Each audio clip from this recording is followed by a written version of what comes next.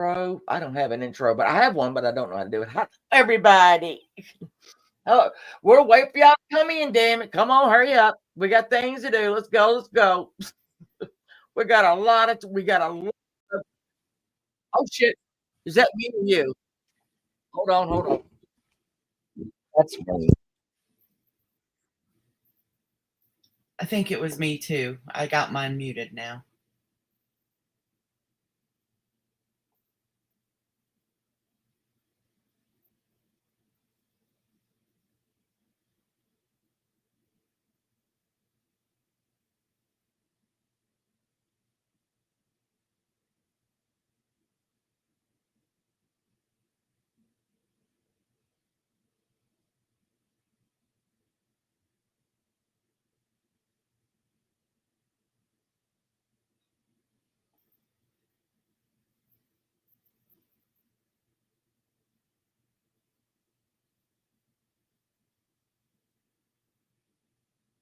Okay, we can't hear Shannon. Can you hear me?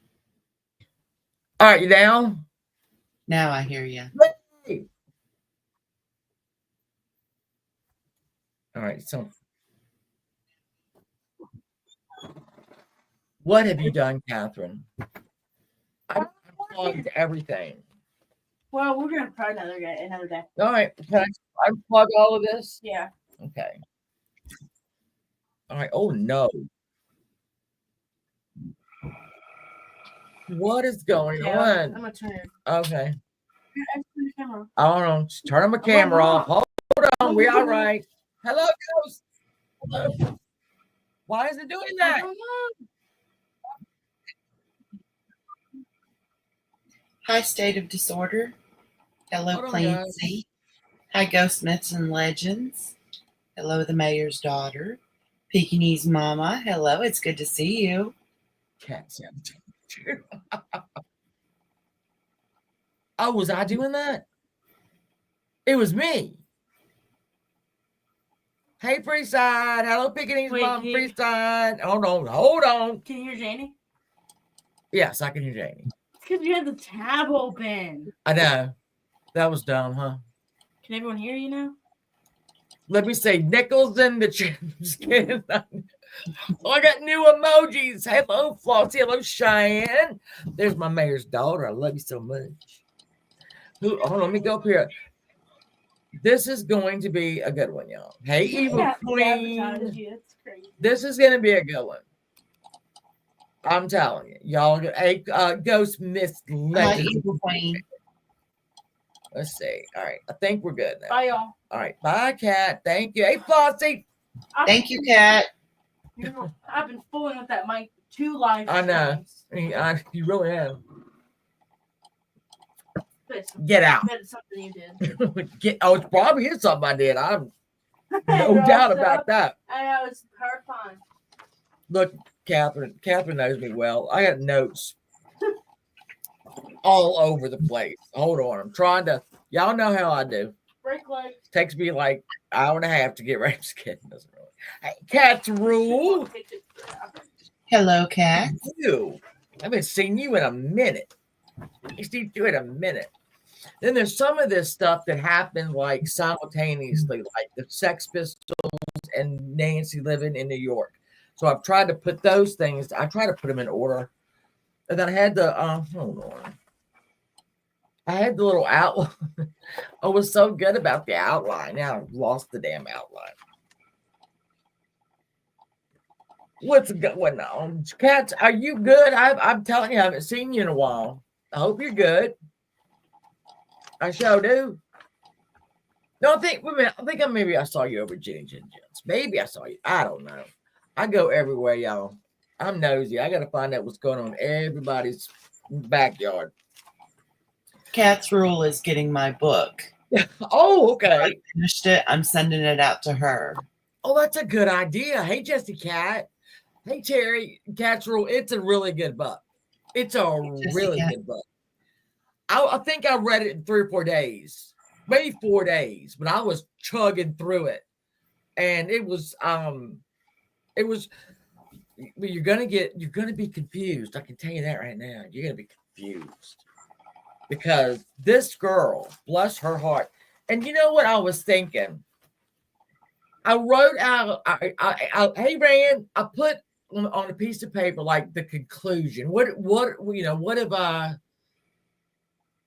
conclusion? Here's what I thought of is that, well, when I finished the book, let's put it that way, I finished the book and I was sitting outside. Oh, state of disorder. You're crazy. When I finished the book, I put it down and I looked up to the sky like, girl, Nancy, you got a really bad deal out of this. You have been pictured and portrayed as, a lot of things that she was. Hey, Peggy, baby. A lot of things she was. But she owned it. Hey, Deborah, she was a prostitute. Yeah, and what? That's exactly what she said. Yeah, I am, and what? When we go through this, though, guys, when we go through this, so we'll start with her childhood. We'll go to his, which is very limited. Don't worry, we will not be spending a lot of time on Sid's childhood because nobody knows.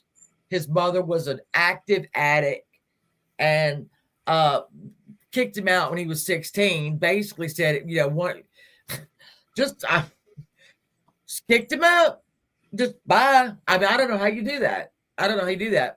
But also, I've queued up like Johnny Rotten has got like a 4-minute tirade on his mother. Hey, PDX, thank you for becoming a new member. Hey, Cassandra. So I got that. There's also, so the room, when we get there, the room 100 where this happened at the Chelsea Hotel does not exist any longer. It was divided up so that, it didn't become like a shrine, okay? But their bathroom that she died in is still there.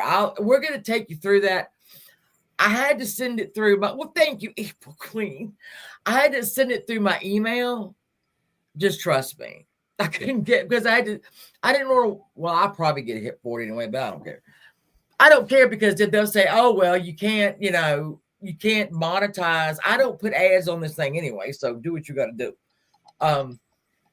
But when we go through that room, and where the bathroom is, and I do have photographs. Hey, Rumor, I do have photographs of her where she died, but they're black and white. It's not that bad. I've shown y'all much worse. I assure you, it's not that bad. But I had to because the way this girl went out of this world, nobody deserves it. But her and Sid were always going to go out this way. This is the only way that they were going to go out. Smiley. So, no, you're just in time. You're just in time, honey. So, when we talk about Nancy, because I'm telling you, that kid gets a bad rap. We'll see. We'll see what y'all think. I have very definite ideas on. Hey, Nancy Stevens. Hey, Twist. Janie, last night, can I just tell y'all a story about Nancy Williams and her husband? So, Angelo, texted me, happy birthday, blah, blah, blah. And I'm like, thank you, love you. And then he said, I need your address. And I'm like, okay. So I give him my address. He said, we're going to send you something. And I'm like, okay. I think I even said, Nancy, I hope it's $1 million. And then I stopped and said, no, y'all are worth more than $1 million. So me and Catherine are sitting outside and a car pulls up. And I'm like, who is that? And we get this gigantic piece of cake from Fresh Market. And when Angelo said, we're going to send you something, then he went, bah, ha, ha, ha. I should have known that. So I got this giant piece of like tuxedo cake. And then another car came by. And that was a butter tart, an apple butter tart. And then a thing of brownies, Fresh Market. And then another car comes through. And I got this huge piece of birthday cake with sprinkles all over it. And so when we did the paranormal last week, do y'all remember me? I had the candles in the back there. And so I said, well, the candles are on their way. Then here comes a guy with a Target bag, and it's the remote control battery operated candles. I'm like, good Lord. It was lovely. I had so much every time I want to pull up. We're like, well, what's this gonna be? So yeah, thank you, Nancy and Angelo and Andrew. I What a appreciate nice birthday surprise. what? I said, what a nice birthday surprise. But no, yeah, it was. I love Kate coming to my front door. I mean, come on. Let me see.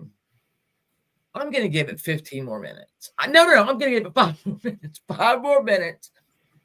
And we're gonna dig into this. And got the pictures loaded up. So hey, Wolf Rider. If you're going to give it 5 more minutes, tell me what a tuxedo cake is. I am not familiar. Okay, it's like white, black. It's like chocolate icing, and then there's a layer of it's like a ganache, like a creamy, what do you call it? Like custard, like a custard layer. Like and then that kind of. Horrible. Yeah, it's like it looks like it's black and white basically. And I ripped into that. Well, Cassandra, thank you, honey. I appreciate that. I didn't go, listen, I always say that I'm going to go live on my birthday, but I never do because it feels cheesy to me. I just don't do it. And I was going to go live yesterday. Then I thought, you know what? We just eating. I had cake come to the door every 5 minutes. It sounded like the Ukraine in my whole neighborhood here. It was definitely a war going on. And I just for you. I know. Well, my grandfather used to tell me that when I was very little. He would tell me, I did all this for you. You get like I've said before, you get a really big ego. Like you're 3 years old and he's telling you that. I'm like, well, thank you. Oh, lovely. Right. My birthday is right around Labor Day. So some years it falls on Labor Day. And so when it does, I tell everyone, take the day off. Thank you. Yeah. Yeah, my papa said, I did this for you. And I just, like I said, and every time I hear fireworks, like when we go to the beach, when we used to go to the beach, we haven't been in a while. Every Wednesday and Saturday night, they would fire off fireworks from the ocean. And I don't know, it's just something about it. Every time I see a firework like that, I think about my papa saying, I did this all for you. So my sister and my husband both born on the 4th of July. Smiling. I didn't know. That's funny. That's funny because it's, around here. Nobody's excited around here except for me. I'm just kidding. Nobody's excited unless Bird makes that big. Now, this is the book, y'all, that we read. Hold on. We'll see how. It's probably not good. And the name of it is, and I don't want to live this life. That phrase right there was actually in one of Sid's letters to Deborah, Nancy's mother. He wrote her 2 letters. I don't know that it's kind of long. One of them is kind of long. And I think y'all will be shocked when I tell you what she thinks happened the night that her daughter died. It's quite, and then we've got other suspects. I know. And then I even have y'all know this is right. I got a ghost picture. I have got a Nancy Spungen ghost picture. You got to have one. It's either, all right, we either need the ghost or an alien. And aliens pop up and everything, but I couldn't find one in regards to this, and I was kind of shocked. But I did find a ghost picture. So she reigns, she rolls.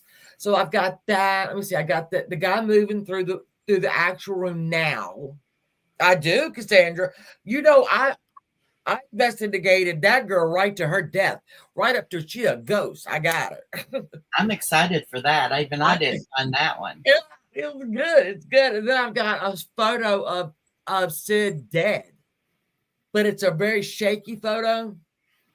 and it's a really bad, like, it's, hey Carrie baby, it's those pictures from back then. You got double exposed. It's not a really good picture, but he's dead as hell.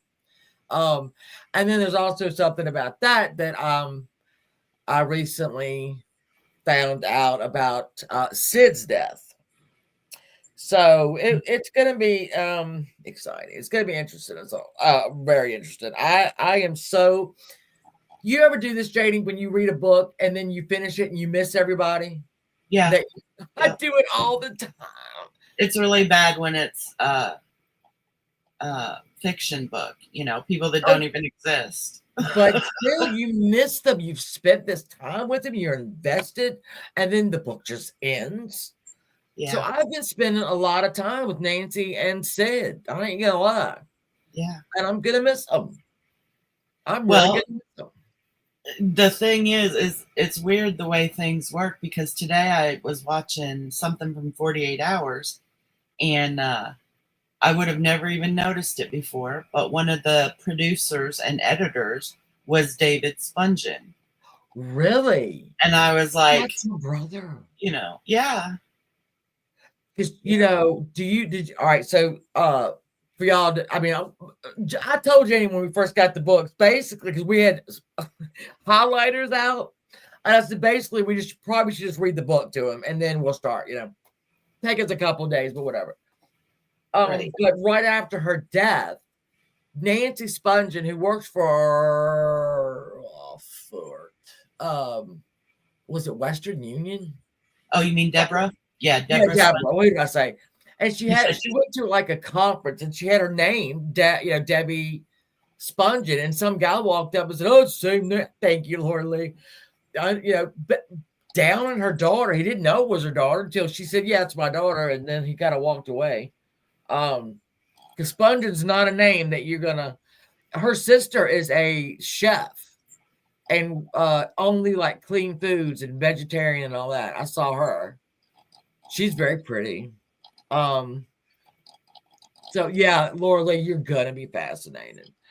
You are. It's like, let me roll around here and find my little key. Well, it surprised me looking at the pictures and things of Nancy. I always had this kind of hazy memory of her being kind of really rough looking and all that, which I'm sure she was for the time. Yeah. But looking at him now, she was very pretty. She was very, very pretty. And do you know when they got the body? Y'all, I'll tell you, Jane probably already knows this. It's in the book. When they got her body, her hair was that platinum blonde. And they asked the funeral home to dye her hair back to chestnut. And when I read that, I thought, Nancy ain't gonna like that. Nancy was looking good. She did a good dye job. I'm just saying. There's a lot of things that they did, which I thought, why'd y'all do that? I get it. And that platinum blonde was clearly the influence of which she even said that it was she and Debbie Harry that did her hair the first time. Yeah, so I didn't realize how big of an influence Blondie was in her life. Who? Oh, that's I changed my notification to Hamilton, and now I got to turn it off because it just drives me insane. I have to change my notification. Let me just turn it off. Nah, hell with it. Let's put it. I don't have time to find buttons. All right. Well, we might just have to get started here because we do have a lot to cover. And I've got hey, watcher, baby. I've got a lot of pictures. And if y'all look, we always start with, oh my God, shut up. I always start with whatever happened, right? Whatever happened. And then we figure out how we got there. So I'm going to show you photographs of Nancy dead, and we're going to figure it out. So we're going to have to look at that October 12th, 1978, and then we're going to go straight back to Nancy's life. Not a lot on Sid's life, so I did not realize too that him and John Lighton, were friends from they were like 15, 16 years old. That's how long they've been friends. Yeah. We also going to talk about Malcolm McLaren, their quote unquote manager, and what a shit that guy was. Yeah, he was a weirdo. He really was. If you watch that, the last 24 hours of Sid Vicious's life, and he's on there prominently describing what happened. I've got what happened. Okay, we're gonna retrace and it's not a long time. It went rather quickly, meaning. I didn't put the name of the guy that went and got the heroin. I did it. It's all out there. If you want to watch it, you look it up. It's the last 24 hours of Sid Vicious's life. It's right here on YouTube. It's very interesting. But again, y'all, I have to pick through what details, unfortunately, I'm the one that's got to pick the details that y'all get. I can't do it. I can't read them all. I wish I could. So we are going to do it right now. We're going to move into, so brace yourself. This is a black and white photograph of Nancy in the bathroom. And let's do that now. All right, I'm going to put me and you over here. And this is where she was found the morning of October 12th. Yep. And what year was it? 1978. Okay. So I'm going to let me make this bigger. Whoa, is that bigger? Oh, it's pixelated, but it's all right. So this is the hotel, Chelsea. Now, let me tell you a little bit about this hotel. It was originally built as almost condominiums back then, like one of the first hotels that had permanent, residents. Then it got switched over to a hotel. And it was pretty good back in the day. I think it was around 18, I can't remember, sorry, that it was built. And one of the things about this hotel is that there were survivors from the Titanic were actually taken back to the Hotel Chelsea.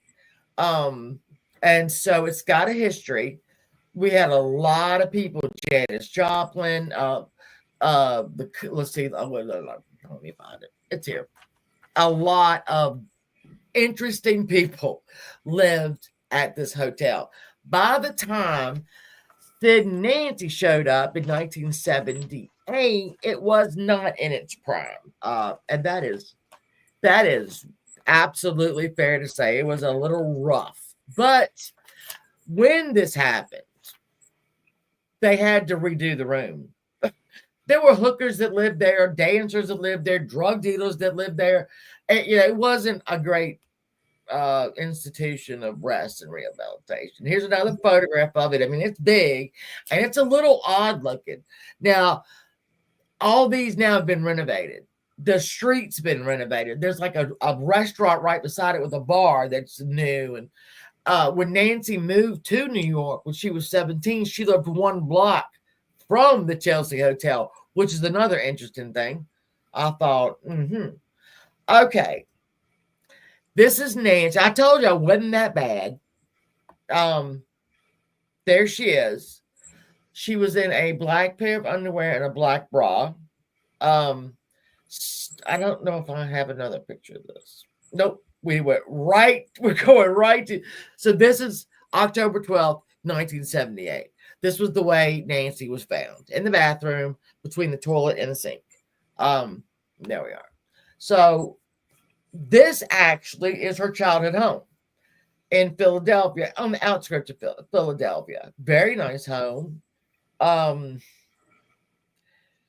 Well, so Nancy's mom was only 20 when she had Nancy, which is young. It's really young. And her father was, I think, maybe not much older than that, maybe 21, 22. Nancy, help me, Jamie. When Nancy was born, she had the cord wrapped around her neck and was almost died then, okay, because the airway was cut off. They got her out, they undid it, okay, so that was probably, they think maybe that could have started out the problem. She was also very jaundiced. Now, there's so many medical what's to this, because usually a child is as jaundiced as she was if like there's an RH balance, if the kid's RH negative and the mom is RH positive and it causes all this. None of that happened. There was no reason for her to be jaundiced, but she was. And so for 8 days, she had to stay in the hospital. Her mother couldn't see her. Her mother didn't touch her, didn't pick her up, couldn't do anything. And Nancy, they had to do blood transfusions. So they did it all through the child's heel. I mean, she was a brand new baby. So they, it's painful. And the doctor said when they went to do the transfusions, that baby fought so hard. Nancy fought so hard as an infant, 2-3 days old, that they had to strap her down.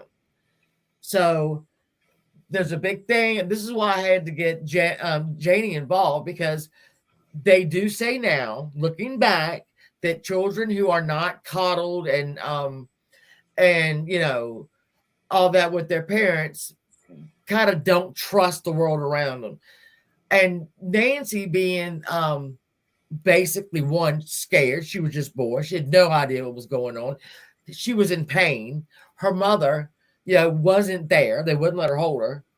So they think this is when her rather impressive mental illness started to happen. Because also with this, Janie, they think that she was schizophrenic from like 2 or 3 years old, which never happens, they say. Well, it happens, but it's not like, you'll get early onset maybe, because when most people who are, if you're a boy, it's between like 16, 18, 19, somewhere around in there, 18 or 19. I always think of it because it's as soon as a boy goes off to college and the parents don't see him every day and they start, to develop this. And I think girls tend to develop it a little bit later, maybe in their, early to mid 20s, maybe. But Nancy, she had it from what? Well, let's talk about that too. Her mother her mother and father took her to a lot of doctors. All right, I'm just going to jump real quick. And then the doctors would say, look, she's just a really smart kid. Take her home and love her. How many doctors told them that, Janie? It was like, take her home and love her. I'm going to punt her. But it's like they didn't trust Nancy's mother. They thought she's a young mother. She's never had a baby before. Yeah. She's over exaggerating. She's a bored housewife, home with the baby all day, blah, blah, blah. Had a traumatic birth experience. Yeah. And they thought that she was, not to sound in any way, disrespectful or whatever, but you're suburban, middle class, stay at home Jewish mother with her first child. And that kid had some problems. Right. I mean, I think, I can't remember, there was 3 drugs that she was on before. I mean, like phenobarbital was one.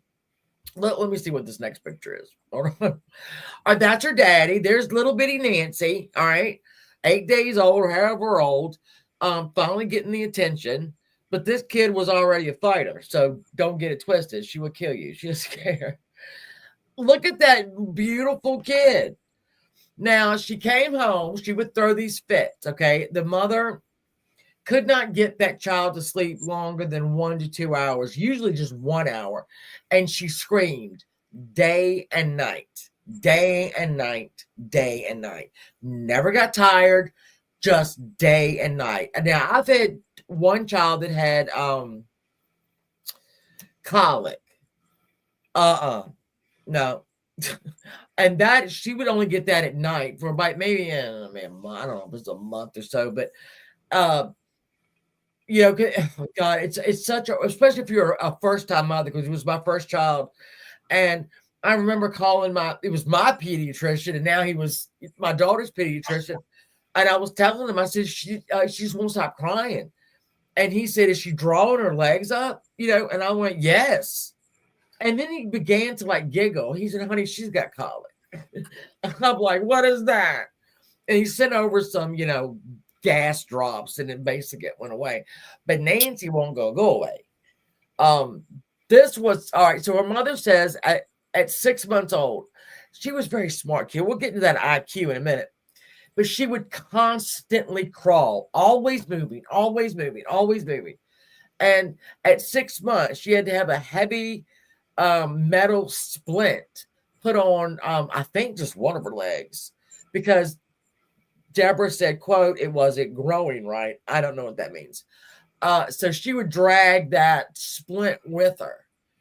And again, would not sleep. But this is probably Nancy, I would say about six or 7 months. At 3 months old, because the kid would not be quiet. Her pediatrician told Deborah, her mother, he sent her home with phenobarbital and said, put a little on her tongue at night. If y'all know anything about phenobarbital, it is an anti-seizure medication. I'm sure it has other uses. And I was shocked to find out that sending babies home with phenobarbital wasn't completely unheard of in 1958. Okay. But it never worked. She would only sleep for an hour or two and she would get right back up. So Deborah, her mother, was just kind of dosing her every 4 hours with phenobarbital. Doctor's orders. So that's when that happens, you are in trouble. What is that? Whoopi Goldberg. You in danger, girl. When your kid would not shut up on phenobarbital, sell it to the people next door. I don't know what to tell you to do. Well, if I can just pitch in a little something about phenobarbital, is it's rarely used anymore. It's barbiturate, and its main function was for people having seizures or people who were like coming off of alcohol in detox or coming off of benzos. It causes, of course, sleepiness. It depresses the neurotransmitters and all of that. So when her mother said that she would give it to her and within an hour she would fall asleep, and she'd stay asleep for an hour and then just bounce right back up. One of the things that they know about phenobarbital in children, like many medications in children, is that they kind of work the opposite of how they're intended. So as it's meant to depress the neurotransmitters and everything, which is what caused her to fall asleep, when she woke up, she probably had rebound, because the side effect in children is that it can cause excitement and hyperactivity. So basically, they were putting her in this cycle where it would knock her out. She'd sleep for an hour, wake up, and probably be even more agitated and excited than she was before. And then her mother would dose her again. Yeah, every 4 hours. I don't blame her. But I mean, can you imagine a screaming baby all day, all night? Nancy never stopped. I mean, she just screamed. So when you read the book, it's like horrible, right? It's horrible. And then you see a picture like this. You're like, well, when did this happen? Hold on. Because if you read the book, it never happened. Nancy was always, homicidal. But that's a cute little baby right there. Right. You can tell she's on the move, though. Yeah. Oh, yeah. She's on the move, all right. She's on, all right. And here are this little Nancy and David, and there's Susie on the end. Now, Nancy did not care for Susie, her new baby sister. Didn't like her, didn't care, was pretty mean to her. When Susie was learning how to walk, Nancy would push her down. And they say that the very first full sentence that Susie said was, "Nancy, leave me alone." Now, that relationship stayed that way the whole time. All through Nancy's life. She would just hone in on Susan. And we'll talk about it. Nancy went to so many facilities and so many, there's not a lot her parents didn't try. Okay, I gotta say that. They tried, they exhausted everything. that they could possibly do. They would find the money to do it because it was, I mean, what they, if I had to do that now and what they were charging, it's a lot of money. So they were just hemorrhaging money, right? And nothing was working. The doctors were like, oh no. I mean, one doctor even said, she said, well, what am I supposed to do? And the doctor says, you got me. That's not something you want to hear from the doctor. But and this was more than one doctor. I think the very first psychiatrist, basically, or that she saw a therapist was at 3.5. That's not normal. And then he saw her for like 6 months and sent her home and said, well, if she does it again, call us back. She did it again. And Deborah was able to, after Nancy died, Deborah went back and got records, her daughter's records that she had never seen. And these doctors knew from this age right here that they had a problem. This kid was going to be a problem. But what do you do? What do you tell a mother and a father? You know, they knew. They didn't tell them. And I think it was around like, I know it was before 5. They were saying that Nancy, not to the parents, but in the notes, probably had schizophrenia because Nancy would, at a very young age, have oratory and oratories means she hears things. I'm just letting y'all know that. And hallucinations of animals biting her. And her mother would go, oh no, and she'd put a band-aid where and Nancy said that the thing bit her, and then she would go to bed.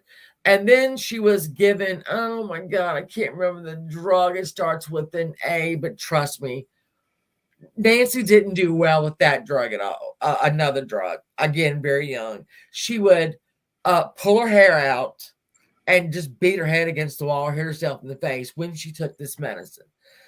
She would also see sharks in the carpet coming at her. And the mother knew she was serious. This wasn't like an imaginary friend. Nancy was terrified. So that drug that they gave her did not work. Phenobarbital didn't really work. The drug that you're talking about was a benzo. I can't remember the name of it either. It's an old benzo that's not given anymore. And they told her that was an allergic reaction, which is just crazy. That's not an allergic reaction. That's a psychosis. Right. I mean, this kid wasn't scared of nothing. Nancy, sponging, scared of something? I don't think so. No, not at all. So then we had more episodes. At 11, Nancy decides she's just not going to school anymore, so she doesn't go. Nobody knows where she went. That they were called in, and I think the therapist at the time said, "You get her in that school," and they had to pry her hands off of the rail, and her dad put her in the car and took her to school, and she would get away. So at one point in the book, Nancy is in the school with the little guidance counselor, and the guidance counselor calls and says, "Get this kid, come get her.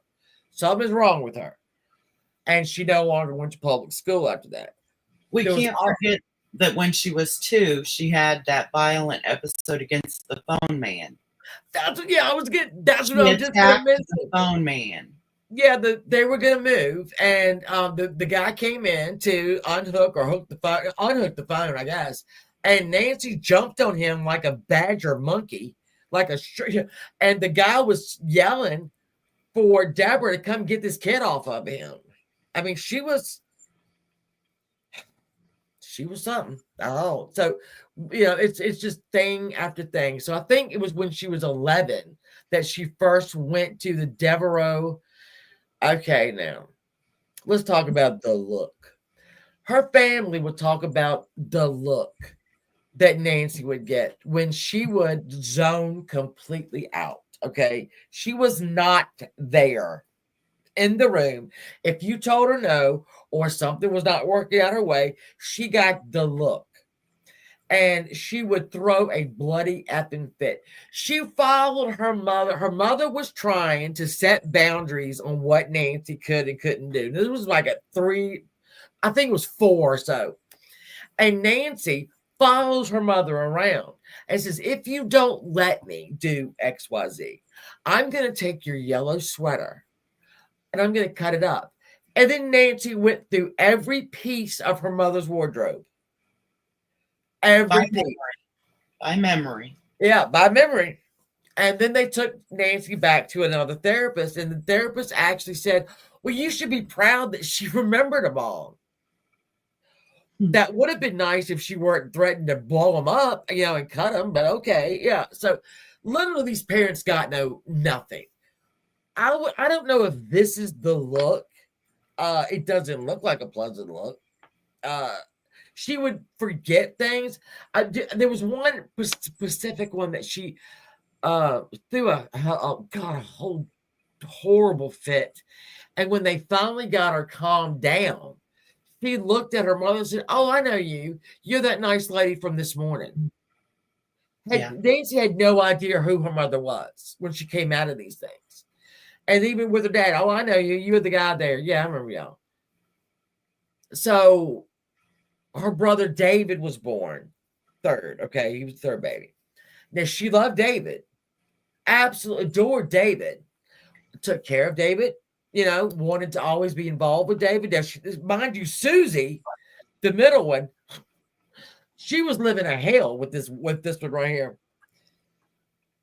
And that was good with David until David started to get a little bit more attention than Nancy, and then she didn't like him anymore. And she would basically throw a fit. So with these kids, I think the next one is her actually smiling. Okay, that's a sweet. Look at that sweet kid. Look at that. Do you think she could kill people? She did also threaten to kill one of her babysitters. With a pair of scissors. Yeah, with a pair of scissors. So that was probably true. I think that was a young kid though, right? And the kid ran all the way home. Nancy, yes, threatened to kill her. And they was young too, 5 or 6, maybe 4, 5, 6, somewhere in there. So we've got smiling Nancy.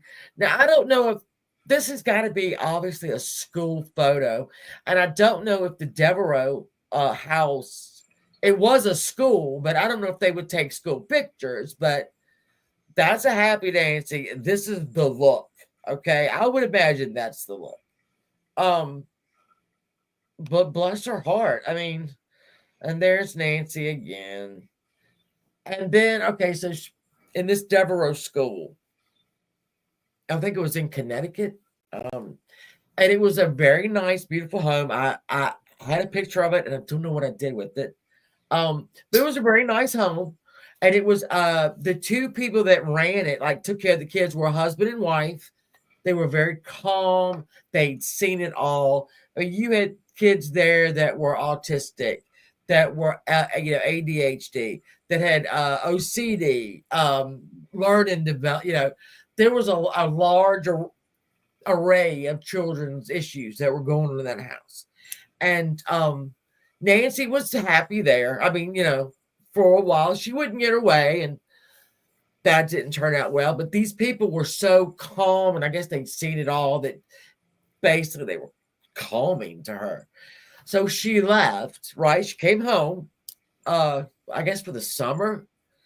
And when she went back, what she was looking forward to do, okay? The Devereaux house had been bought and taken over by probably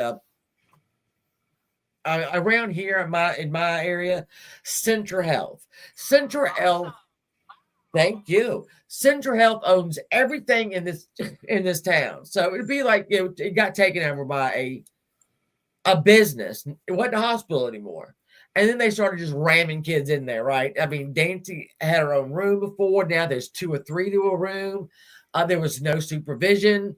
There was a guy that lived near the school that would take their valuables, because Nancy stole her mother's ring and a lot of stuff. And this 11, 12, 13, 14 is when Nancy started doing drugs. And LSD, a little bit of pot. And then we got on to, also she wouldn't take her medicine. And she used that to barter as well. And so supposedly, I'll give you the number. I mean, it's like she was supposedly was addicted to heroin by age 14. I mean, probably, maybe. I don't know. Now here's her there. She is at school at her this was a facility that was also a school. And that face is starting to come around. That grown-up face that she's starting to look like herself now. Oh, hold on. All right, this was a photograph that one of her friends took at the Devereaux home, and when she died, the girl sent this to Deborah and said, "This is the way I'm going to remember Nancy," which was a. It's not a nice girl though, JD. She wasn't very nice. I don't know what. I think she had her moments where she could be very sweet. Yeah. And I think that's maybe what the girl meant. She had caught her in this picture in a sweet moment, and there you go. Yeah. I mean, I think this is the point in her. This was the second. No, this would be the first suicide attempt. Nancy wanted to call her parents from the Devereaux school, the new Devereaux school, not the nice one that was just one semester before that. And when she did call, which she wasn't supposed to do, her mother and father were out, like on having dinner, and Nancy got very angry because her parents never went out when she lived there. Well, mainly because she tried to stab the babysitter. So Nancy was even more angry because Nancy liked to control everything. Okay. And her parents, I'm sorry, allowed her to do it to some point. I mean, Nancy ran that house. Even when she didn't live there, she ran that house. She would call. If she came home for a holiday, she would start on Susie, usually at the dinner table. "Why are you looking at me?" And then they would get into an argument, or Nancy would go up into her room. "Oh, I forgot this though. Let me remember this." So her parents, when Nancy was smaller, figured out that music soothed her. So they were getting, I think Hair was one of the first albums that she got. Yeah. And so they realized that music soothed her. So they just kept buying her albums. And they were, the best ones of the day. I mean, she was little, but she was loving his music. So, yeah, that soothed her. And she would come home and blare that damn radio. I mean, blare her, record player. She was always disruptive at home. Wasn't so disruptive at school, at the Devereaux school, but the night that she called her parents and they weren't home and she found out, she went upstairs and sliced her wrist with a pair of scissors. So that was attempt number one. And it was obviously not fruitful, but her parents came running down the next day. And I think that might have been when Devereaux House was like, "We got to get this kid out of here." But they kept putting off her graduation because she did graduate from the Devereaux school. Her IQ was like 134? Something like that. Yeah. So that's, that ain't no slack. And that was a smart kid. And this is what the doctors kept attributing her problems to, that she was just too smart. And, "Oh, Mr. and Miss Budget, you just have a very smart girl there that just wants to explore." But I don't know. When I say it's constant from 3 years old to 17 years old, there was nothing or no one they did not try to help this kid. And people did not know what to do with her. She went into several facilities. One of them was an actual hospital, and that didn't work out either. She was mean. And is it, all right, so Janie, would that come from the first 8 days of her life? Or Would that have come from 8 days of her first 8 days with pain and not trusting anybody and not bonding? Well, my theory on that is that, yes, it probably stemmed from that, but Right. also that there was definitely something neurological going on with her that they never tested her for. No, they said they were. But they never Um, did. I think she may have been experiencing not only schizophrenia, but seizures Right. at a young age. Which would be the look. Right. They always talk about the look. So the seizures had to be the look. Right. And there is a kind of seizures that is like an absence of anything. You can have them and look like you're wide awake. Oh. And that kind of seems like the look. Yeah. And my niece, I don't want to get into too much personal stuff, but my niece had these seizures where they actually did neurological testing on her and things, where her brain was always in a state of seizure. Really? And she actually had surgery where they removed part of the left hemisphere of her brain, and that cut out because she was a terror, just like Nancy.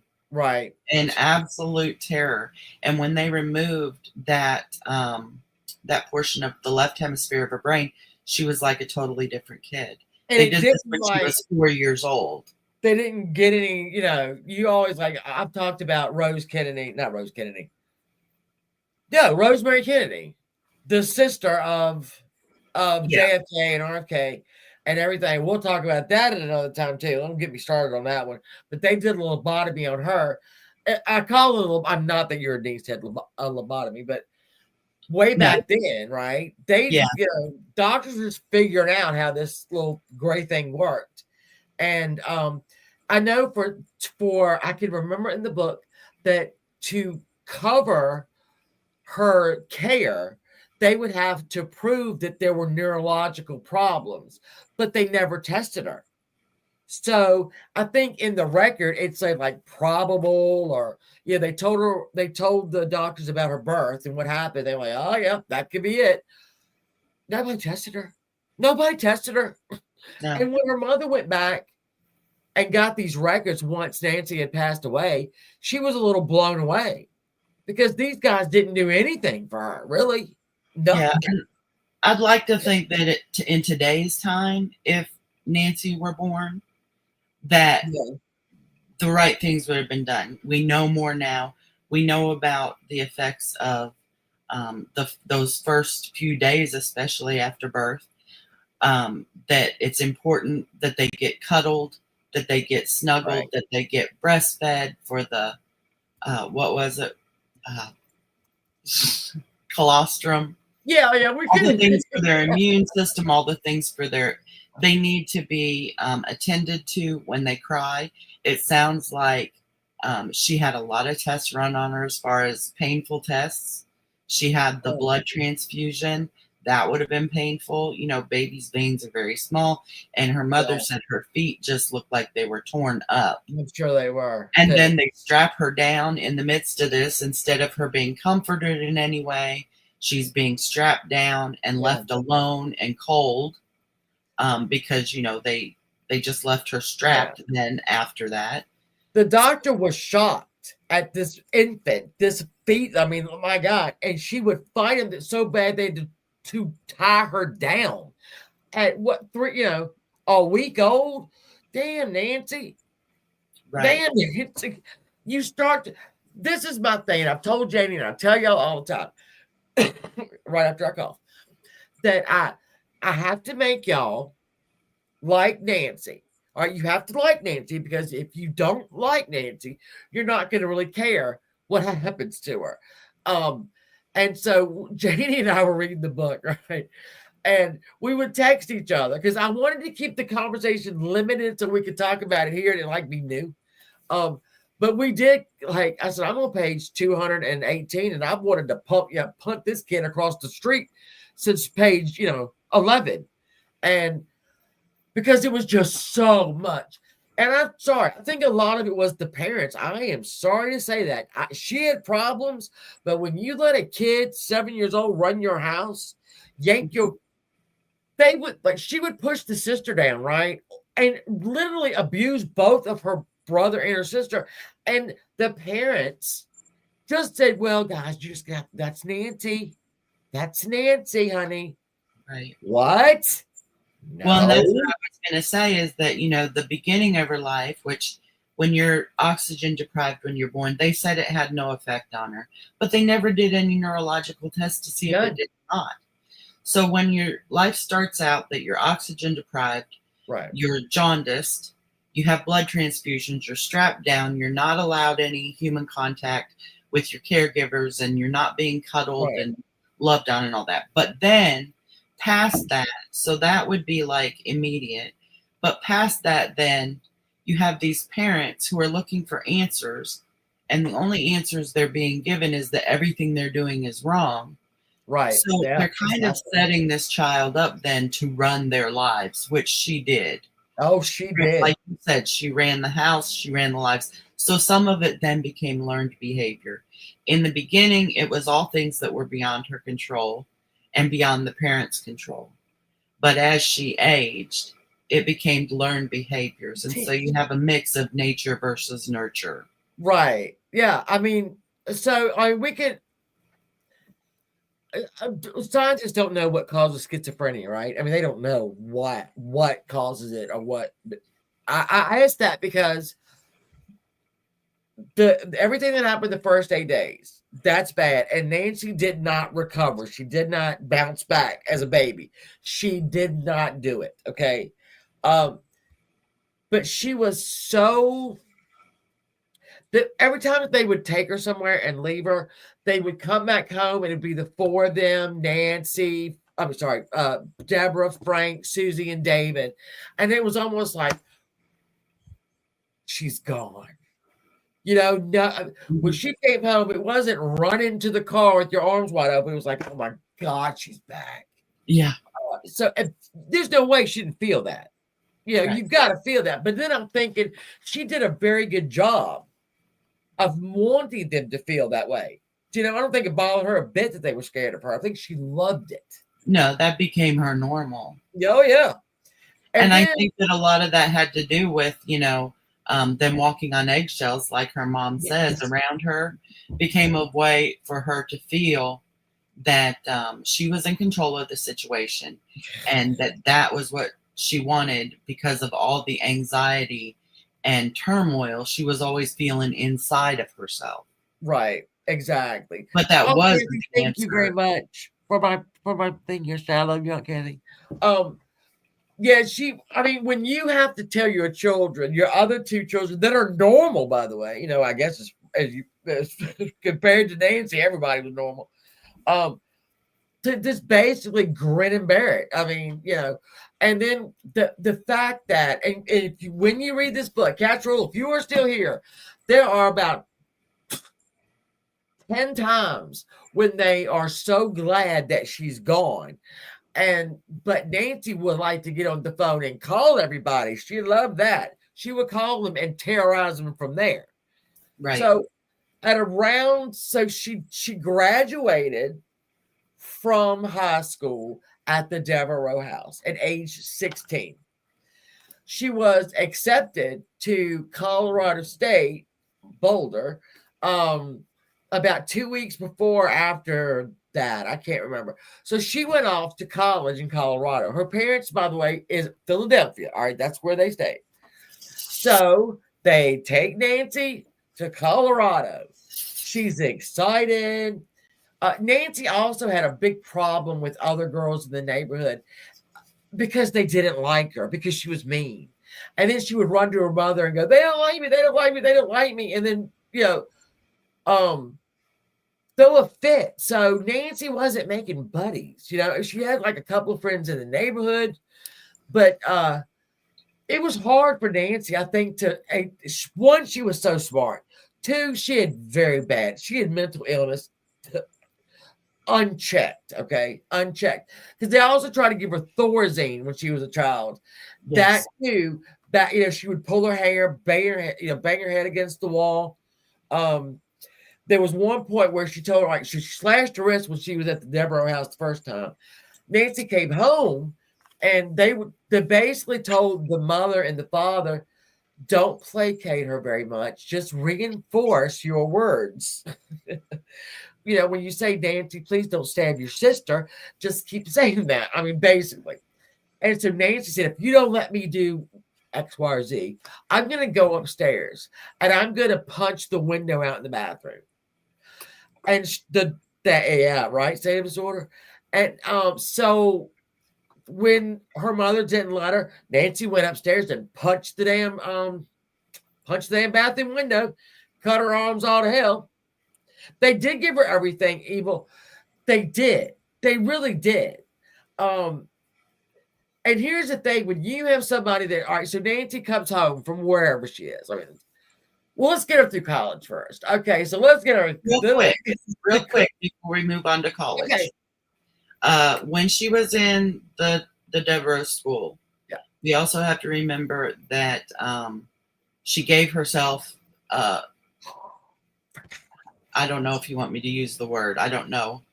Nancy thought she was pregnant, and she decided to end it herself with a clothes hanger. Yes, and she did damage to her body. Yep.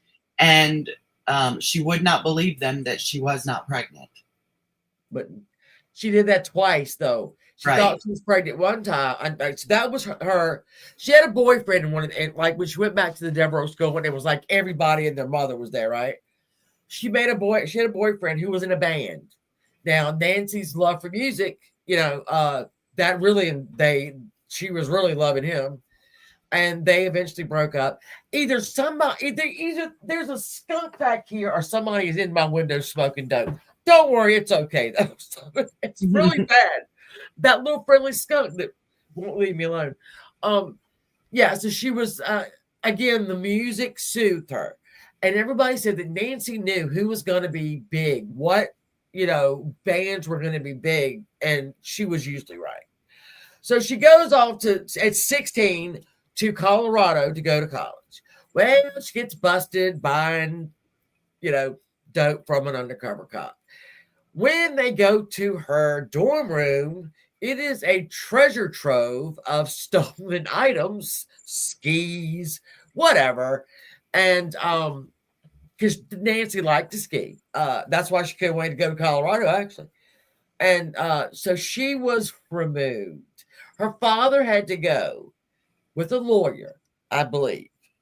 And when they told her dad, get her out of here, get her out of Colorado, we don't ever want her back. She was banned from Colorado. Yeah, banned from the entire state. From an entire state.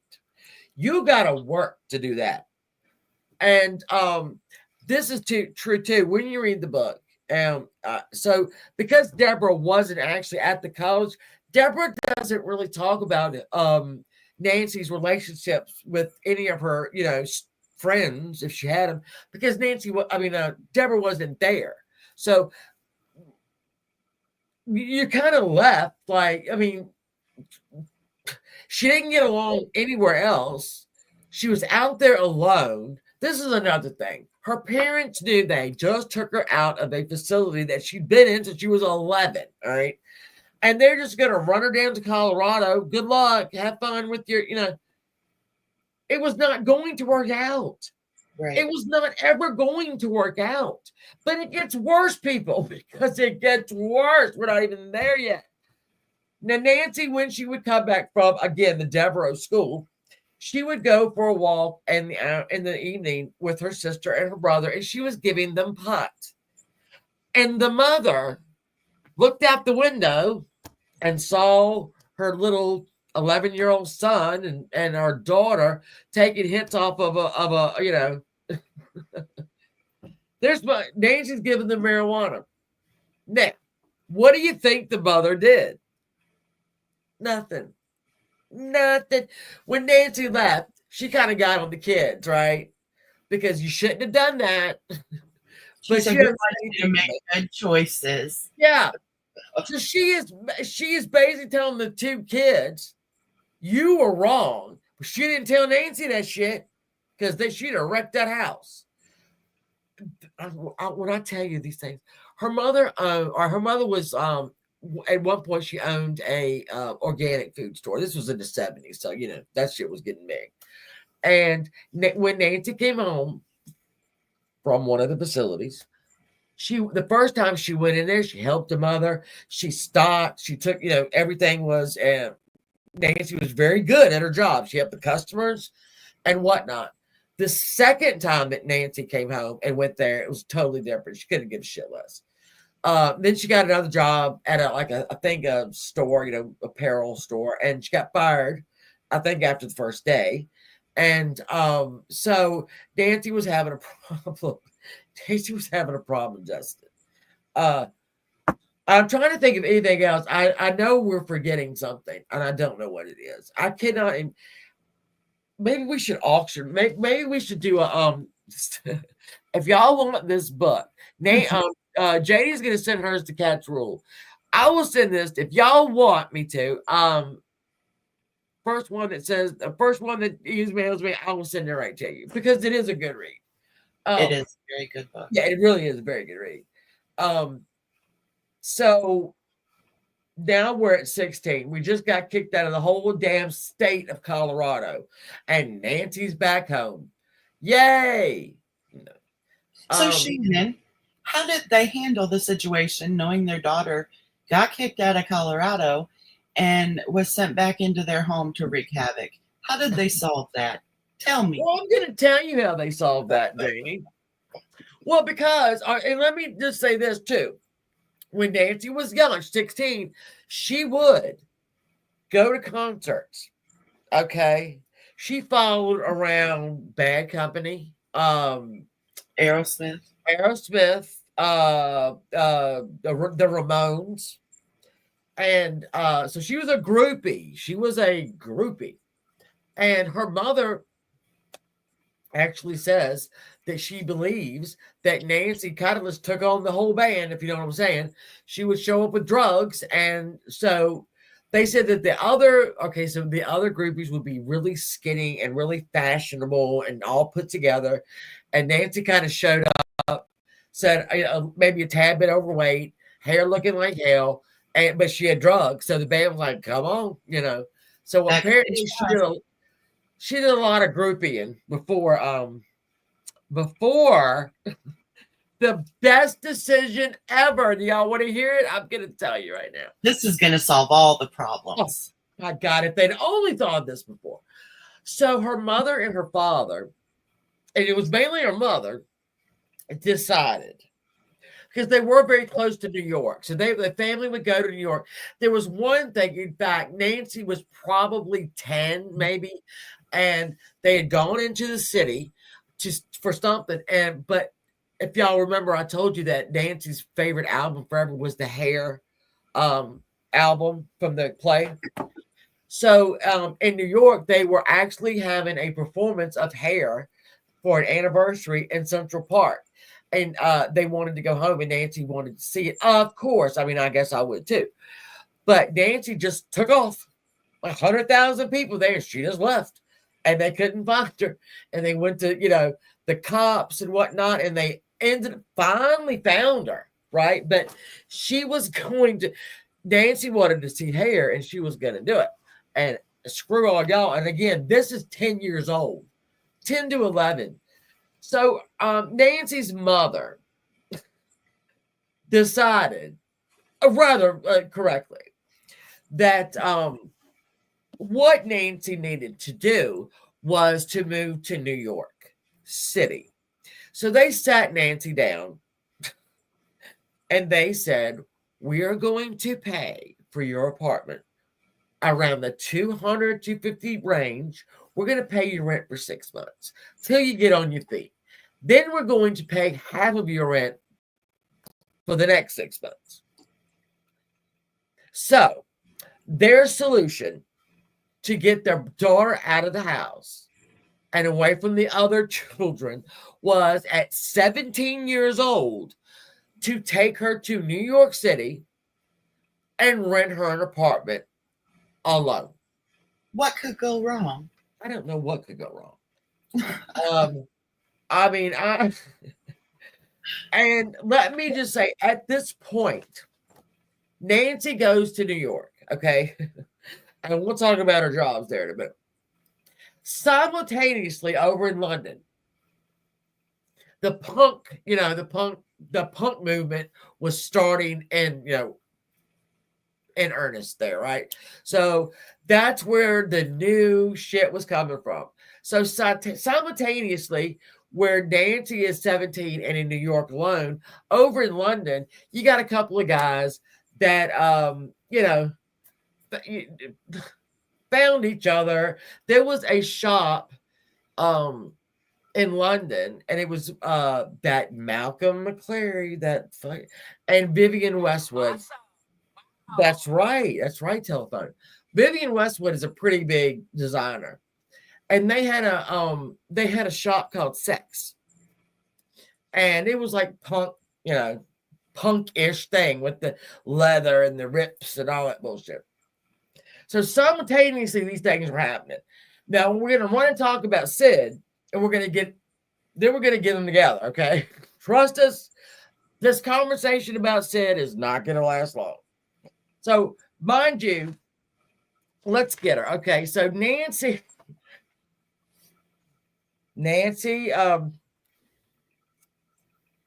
well, I have it. Let me just get it here.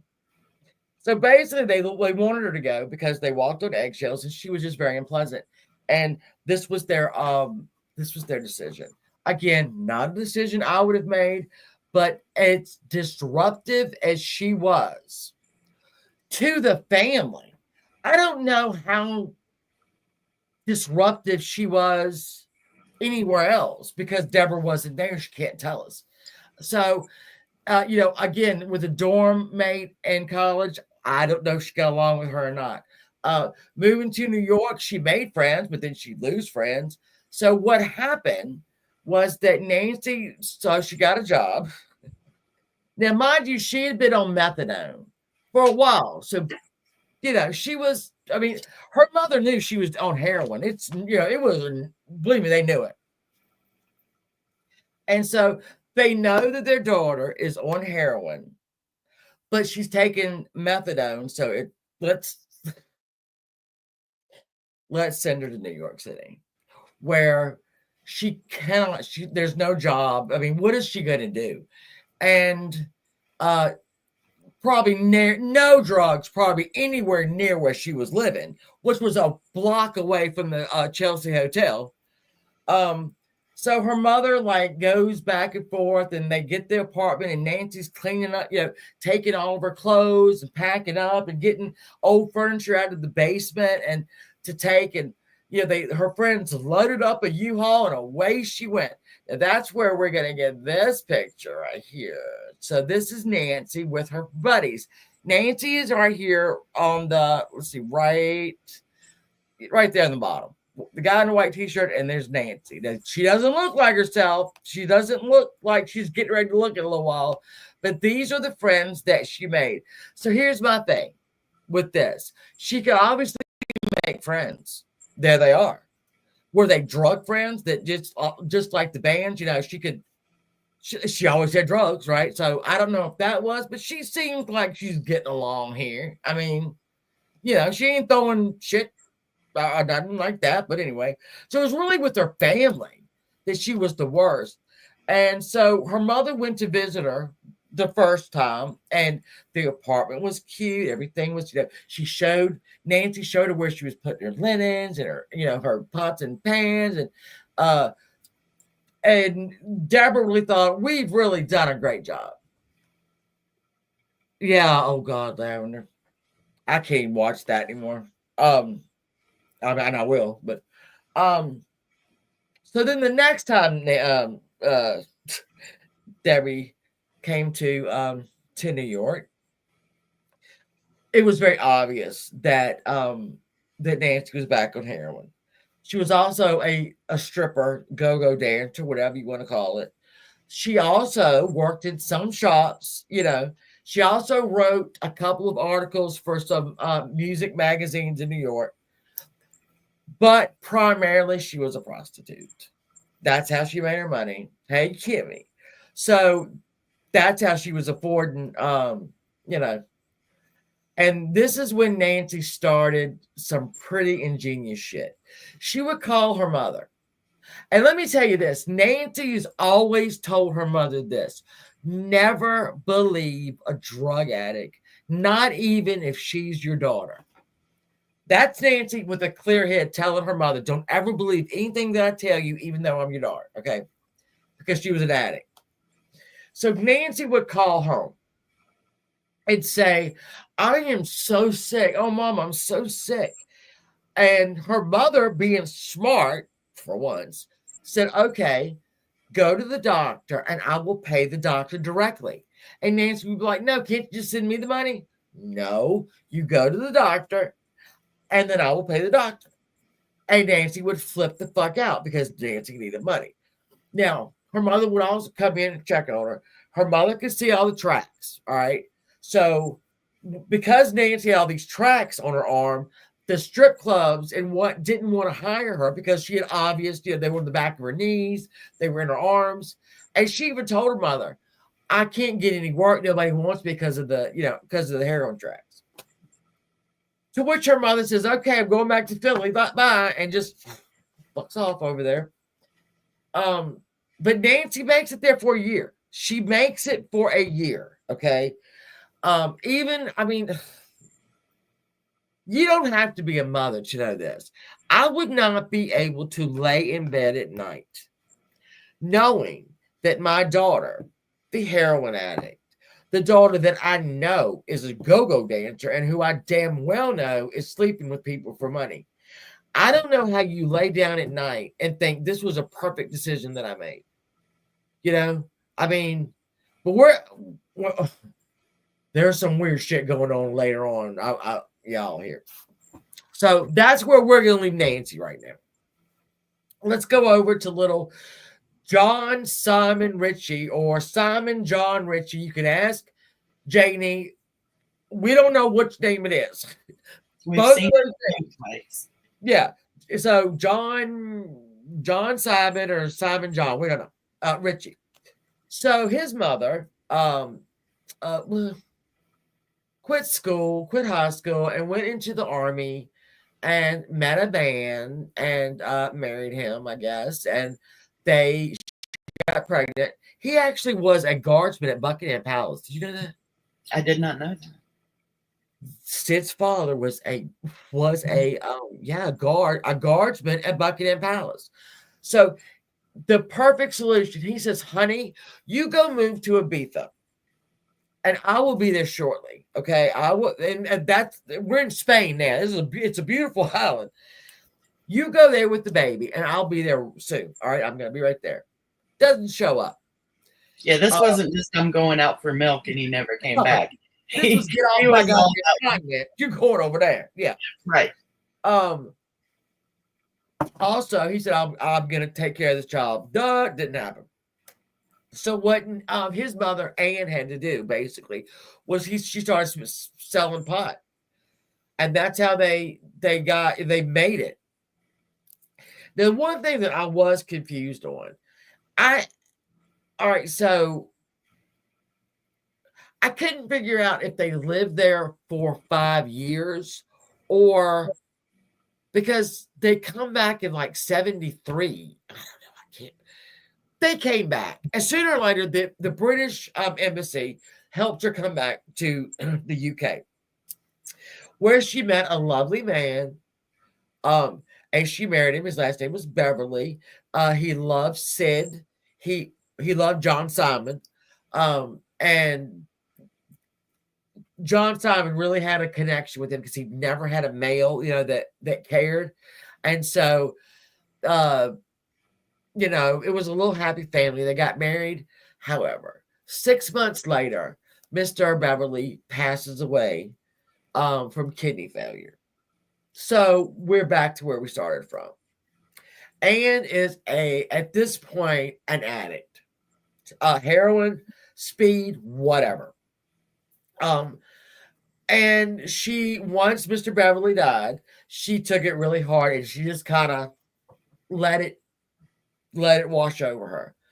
A lot of times she didn't know where John Simon was, didn't care where he was from. She also introduced him to a lot of things. And I've got Johnny Rotten getting ready to tell y'all one thing. Now you have to remember Johnny Rotten or John Layton and John Simon. These are two big Johns. They were friends from 15 on, okay? So when Sid was about 16, his mother kicked him out. And I'm going to let me find that real quick because this woman was, she was another one. She was another one, that one. I was actually just thinking his name was John Simon because I remember Johnny Rotten saying they called themselves the Four Johns. Yeah, because there was all of them were Johns. Yeah, and that's why they gave themselves these other names. And what was so funny is they called him Sid Vicious because was it Johnny Rotten's hamster bit him one time, and the hamster's name was Vicious. Yeah. So we're from now on we're gonna call him Sid. All right, so it's gonna be Sid, and that's who we mean. I'm not gonna say John. I'm not gonna say that name again. So let me try to pull that up. Let me do this. Let me wait a minute. I'm gonna show this thing with Johnny Rotten because. Yeah, it's a lot. While you're looking for that, I wanted to bring up something else that Johnny Rotten had said.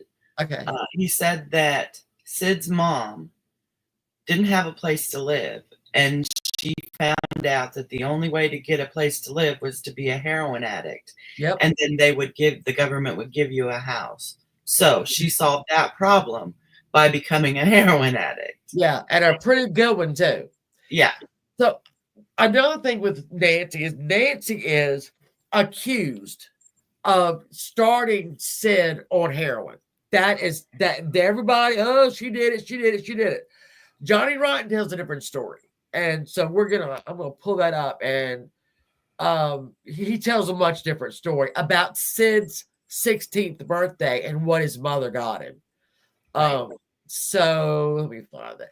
Let me tell you, Johnny Rotten to this day has got a lot of he blames himself for Sid. They were best friends. They loved each other. Yeah. And they were he has a lot of guilt, but there's nothing that Johnny Rotten could have done. Again, this was going to happen no matter.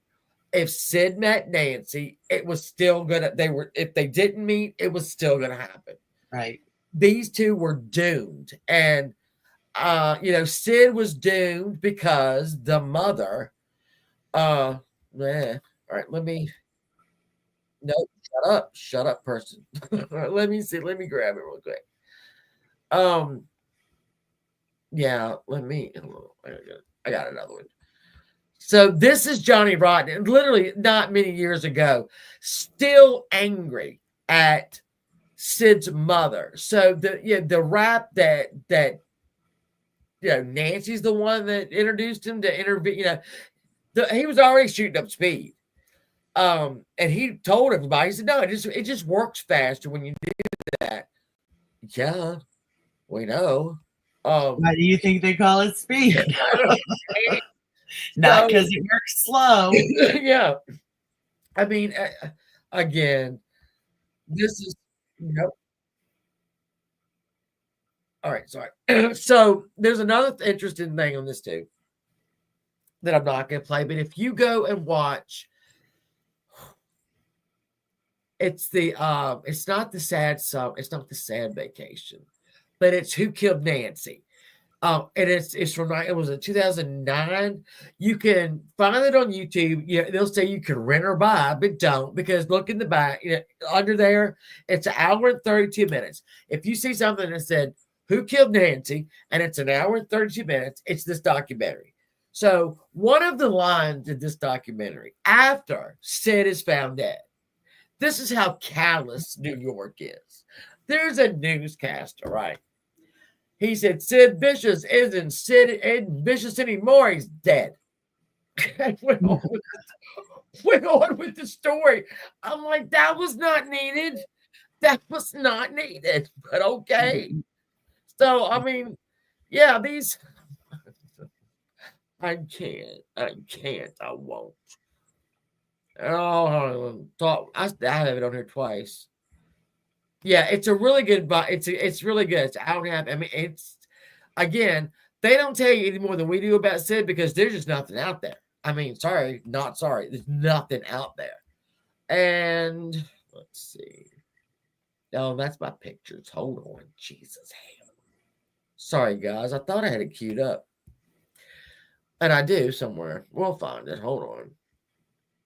Where you at? So anyway, so let's talk. We'll do this. And I told y'all when Nancy was in New York at 17, because why would you not have your daughter addicted to heroin in New York City alone? The Sex Pistols were started. I told you about the Malcolm McClary and Vivian Westwood, who had that clothes shop Sex. Now, Malcolm, you're going to hear a lot from Malcolm. Yeah. Nope, that's not it. Malcolm would he was a clothes designer. He wasn't a manager. He was probably, and even in that the last 24 hours of Sid Vicious' life, he even admits, I didn't know what I was doing. But so a band formed. Okay, you have Johnny Rotten and some other people. I don't even know for the names. It doesn't matter. And so Mr. Malcolm McClary decided he was going to be their manager. Vivian Westwood, who, like I said, is a pretty famous, was a designer, said, you need to go get that John. You need to get that John guy that comes into the shop sometimes. Why does he do that every time I say something interesting? So Malcolm goes out and he gets Johnny Rotten. And when he brings Johnny Rotten back to the shop, she said, no, you got the wrong one. She wanted him to go get Sid because apparently Sid could sing. All right. He did, and Sid wrote a couple songs. So he had some musical knowledge, but we'll get into that in a second. Again, this cast of characters, you couldn't dream this up. If you wrote this out, people would read it and go, this is the dumbest thing I've ever heard in my life. But it is true. So you have Sid abandoned by his father. His stepfather dies on him, basically. His mother is a heroin addict because she just wants somewhere to live. If you're heroin dependent, you can get housing. Oh, okay. So Sid now is surrounded by heroin addicts because that's all that live in these places. So this all becomes normal to him. A mother that's, over here slumped dead, half dead. Your friend's mother down the hall, she's, so this was normal to Sid. How, addicts, complete deprivation. Yeah, I mean, this was his truth in life. So, and then we'll get to when he comes and visits, when they come home. And Nancy takes Sid to her mother and father's home. That was fun. Stop it. Oh my God, it won't stop doing that. I'm so sorry. I don't know why I did that. I'm trying to find that damn Johnny Rotten. What did I do with Joe? Oh, here we go. Duh. Nope. Okay. Wait a minute. Why is it not in my thing? I don't understand. Catherine! I'm just kidding. I'll find it. Hold on. Let's do this. I'll find it. Because it's very interesting and I wish I could have shown you on that, but hold on, we will. Interview. On Sid. this is why I make files, and I make the files so that everything's right there that I can never find that damn files. All right, let's see. Yeah, here we go. Okay, let me share. Hold on. Let's go back over here. Hi, people. I'm sorry, chat. When I'm over there doing stuff, I can't see y'all over here. So we're gonna present, and we're gonna present. We're gonna screen share. We're gonna screen share, and we are going to screen share this. Okay, this is from Johnny Rotten, not a very long time ago. Here we go. All right. Is it on there? Can y'all see it? I can see it on this side. I don't know yet about on the YouTube side. Did anyone ever try to get Sid off heroin? Yeah, of course. But, you know, listen, the poor fucker was doomed. His mother was a registered heroin addict. And so where do you really go from it? I'll tell you, listen, I thought about this and I would have, you know, it drove me nuts for years. It really, really hurt when he died and all of that. Thinking about what I could have done more for him. He was fucked from the beginning. When your mother's like fucking fiddling with that stuff to you. And it was like a really not great moment. Like the Sid was about, I don't know, maybe it was 16th or 17th birthday, right? So it's hard to remember other than how ugly the situation was. It really, really hurt, right? We'd been up all night running around Acne and doing what, you know, fucking lads do in Acne. And went back to Sid's mum's house. Thought we'd play some music, you know, and just drink some beers. And she goes, "Happy birthday, Sid." "Oh, thank you, mum. What is it?" And it was a little bag of fucking heroin with a couple of needles, right? And this is a long time before the Pistols now, right? And he goes, "Oh, don't worry, John." You know, she means well. It's just going to help me relax later. And, you know, and I let that one go. And I should have fucking exploded at the time because I know better. But Sid's mum was very ungenerous anyway.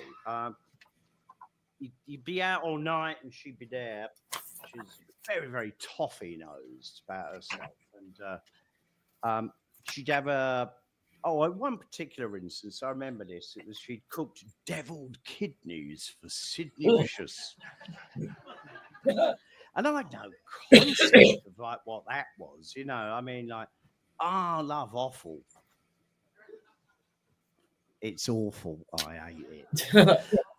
And but this Mediterranean dish thing, and she goes, "Oh yes, it's a recipe I learned in Ibiza," but there was none for me, you know. And for instance, when Sid had come to my parents' house, there'd always be something for everyone, right? And that's the environment he was brought up in, that unsharing, just for him, but cold and unemotional and detached, and making him feel terrible, like his mates were embarrassed. And she never, ever, ever did anything to try and correct making him feel not special, but unspecial because of that. So poor Sid really, really went through it, right? He's my mate, and he'll always be my mate forever and a day. But when parents do that to you, it sets you off on such a fucking like bad trip, right? And I got to tell you, there was nothing ungenerous about Sid, but his mother was, right? And she fucking gave him smack, you know? That fucking bitch needed to be smacked senseless. Okay. So there we have Johnny Rotten's. So and Nancy is 100% the one that got blamed, Mama, that got blamed for getting Sid. Oh my gosh, that's mine. Sorry. Shannon, I'm not sure if you know what ACEs are. ACE in psychology. I don't know. Are adverse childhood experiences. Okay. And it's a list of things that they found that children between newborn and 17 or 18, if they have them in their life, that these are adverse to a good adulthood. Right. So what we know about Sid is that if we were to take that test on him, it's like 10 things. And I would say that he probably has 8 of them. They say that between 1 and 3 can, cause some sort of significant thing. And then the higher the number, of course, the worse. I don't know everything about his childhood, but I know for certain. Nobody does. Well, that we had divorce, which is on there. Yeah. Poverty, which is on there. Yeah. Substance abuse in the home, which is on there. God, there's just things like frequent moving, death in the family, abuse, any kind of abuse, and clearly he suffered with neglect and psychological with the drugs and all that. So yeah, he had probably an extremely high ACE score, and so his adulthood was never going to be like probably rainbows and butterflies. Yeah. But I think the fact that it seems like he and his mother got so enmeshed as he became an adult and could become like a supply and a source for her, drug abuse and all that. And then it was reciprocated with him that, she just really like dealt him a raw deal from early. And again, Nancy gets blamed for this by everybody to this day that don't know. And look, a lot of people don't know the story. I mean, they just don't. They know, basically, I think that one of the Kardashians and her husband dressed up as Sid and Nancy. They're kind of like this punk rock, Romeo and Juliet. Both, I think Sid was damaged because of his childhood, and Nancy was, I don't know. Because here's the thing, she obviously got along sometimes with people. She like her mother even says, in some ways she was very advanced for her age, and in some things she wasn't. I know during her childhood, the one that she was very smart, like the 134 IQ, right? Which she was a small child. But there were a hand-to-eye coordinations that she didn't have that would make her even more angry because she couldn't, do them as fast. So that's got to be neurological. And that could have been neurological. That could have been from the oxygen deprivation. It could have been from the transfusions and the jaundice. It could have been the fact that they were giving a 3-month-old barbiturates, and then gave her benzos, and then later gave her Thorazine. All of that on a child's brain, which, as much as we know, our brains aren't even fully developed until we're like 26 years old. Yeah. And here she was 3 months on a barbiturate. I always say they didn't stand a chance. And there was never going to be a point. Even though they did at times get on methadone, they did try. I mean, she tried. Right. She really tried, but she was self-medicating. And I guess that in her, I can only imagine in her brain and in her mind, it was so hectic, and what do? You've got to calm it down. Well, the Thorazine didn't work. And so you're going to self-medicate. I mean, that's just, she's 17 years old, 16, 14, 15, 16, 17. She'd been shooting up heroin for a long time. Right. And again, her parents say, I know you've just got kicked out of the entire state of Colorado. Why don't we move you into New York? Alone, heroin addict daughter, because we don't want you in the house. And that's all it was, people. Sorry, they didn't want her in their house.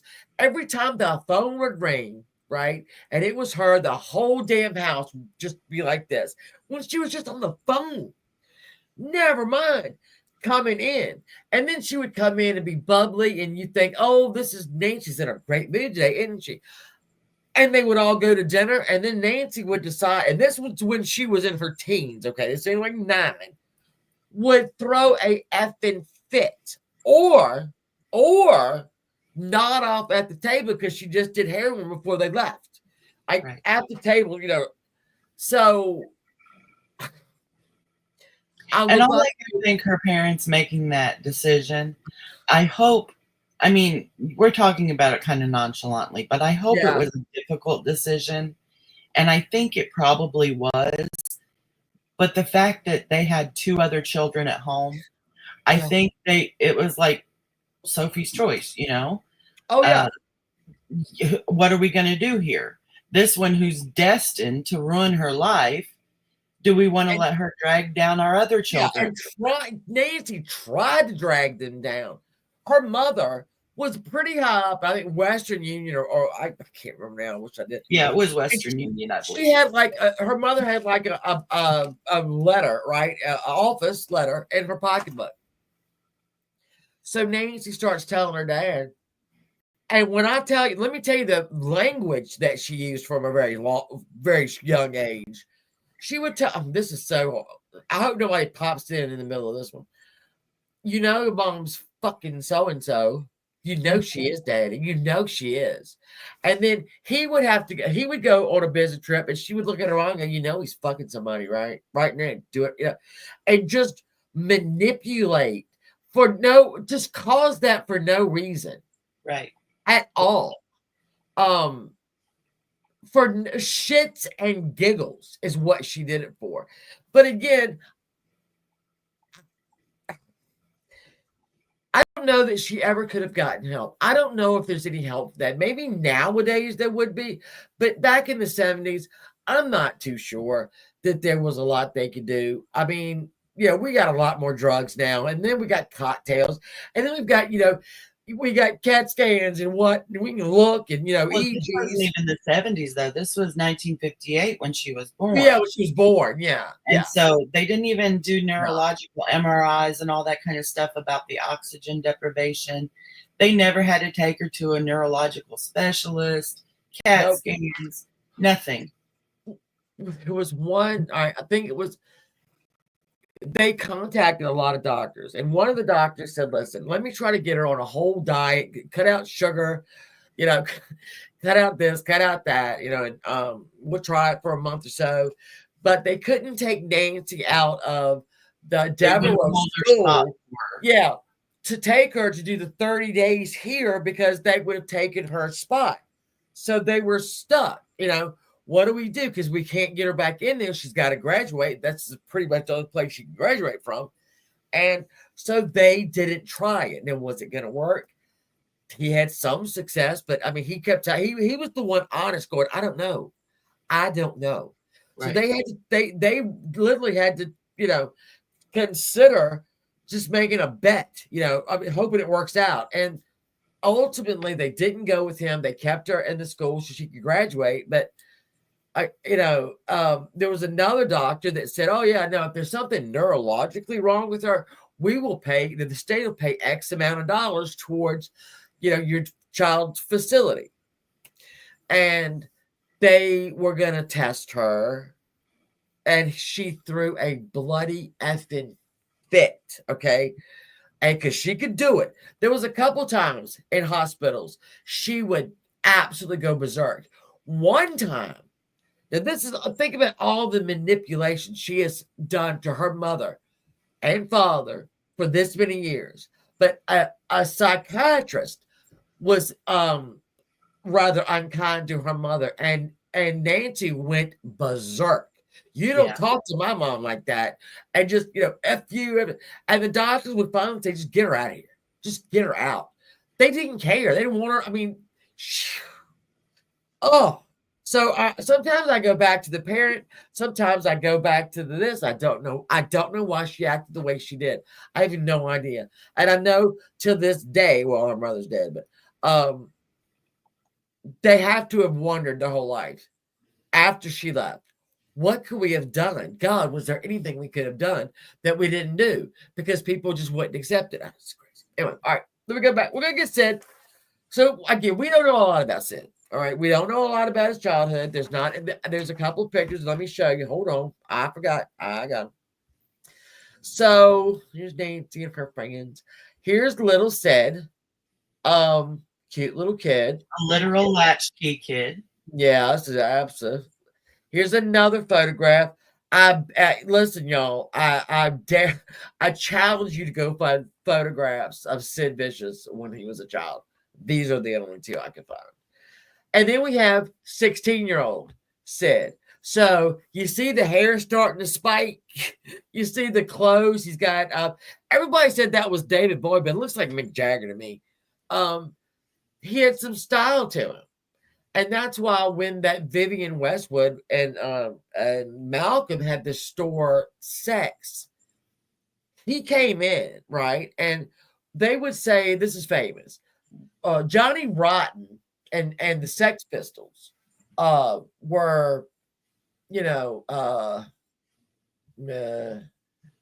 it's not really embodied, but kind of. They were making this music. It was a horrible music that all they did was scream and whatnot. But Sid was the embodiment of punk. All right. So this is the way he was dressed at 16. He had been kicked out by his mother, who said, it's either me or you, and it's going to be me, meaning to live. It's either going to be me or you, and it's going to be me. And he goes, Mom, I don't have anywhere to go. She said, not my fucking problem. Out he went. Out the door.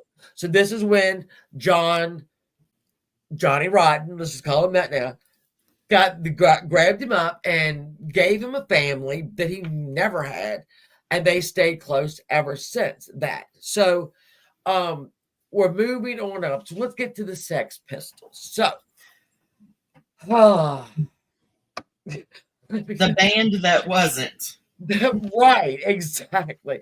Do you know, for as little as they were, I mean, they were kind of okay in London, but they were so raw, right? And just pissed off. And they would go and do interviews at, radio stations, and they would start cursing the DJ and saying, you will play our show, and F you and F you.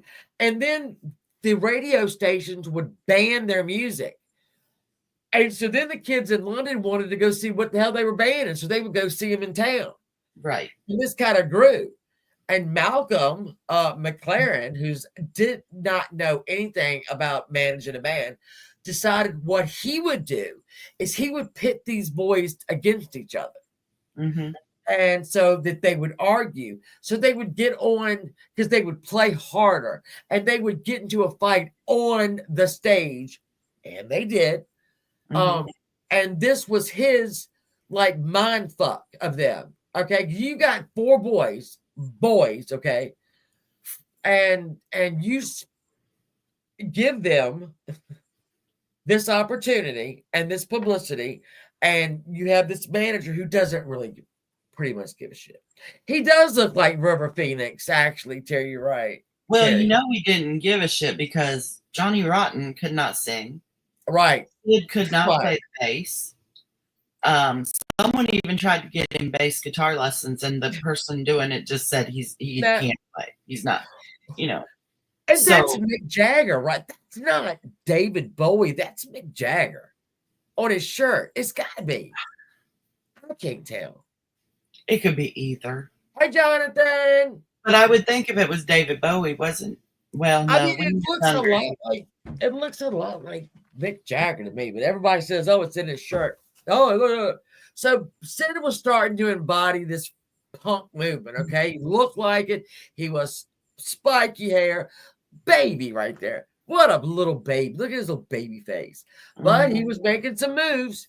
And so that everything the Sex Pistols kind of stood for, Sid kind of embodied it, right? He was, but he was there's not anybody that didn't say he was the sweetest kid ever. He was gentle. He loved children. There's pictures of him playing with children, and there was nobody that said he was horrible. Yeah, he did stupid things. Let's not get those two things of it. because eventually the bass guitar guy from the Sex Pistols stepped down, right? And so Johnny Rotten and them said, well, let's get Sid to do it. Now, Sid had been in some bands before, but he always been the drummer, and they didn't last really long. I mean, what band does last a long time when you're, 16 years old? He was the drummer in a couple of other bands. And then, so when the bass player left, Johnny Rotten went to Malcolm and said, we gotta get Sid. I can't see Jonathan. Sid looked the part, and so they put him with a band. But Sid couldn't play the bass guitar. No, he couldn't do it. Sometimes there was a band that Sid was in. And they would literally be on the street and they would scream and holler basically through every song, and people would give them money to stop. Yes. If we give you money, will you stop? Yep. Okay. So that worked for a while. So that, and now Nancy, we got to remember, she's in New York, right? And she's hearing this punk, we got some punk people over here, but not like over there, not like in London where it started. So we're getting ready to get this clandestine meeting, okay? Sid now is part of the Sex Pistols. He can't really play. Sometimes they don't even turn his amp on, but it is said that he was the light, okay? The light of that band. Everybody, when they came in to listen, wanted to go over to Sid's side of the stage and just watch him because he was everything, good and right with the world. Right. So, and he invented pogoing, so he has that to his credit. Pogoing is, if y'all don't know, they just kind of jump around in a pit, like a mosh pit, basically, and run into each other. He invented it. Thank you, Sid, for that. We love it. I do it all the time. Not really. But so this clandestine meeting is getting ready to happen. And let me add this. Sid did some stupid things. He threw bottles. He loved to throw bottles. Okay, that was he blinded a woman. Yeah. Yep, threw the bottle. And that got them also banned from somewhere.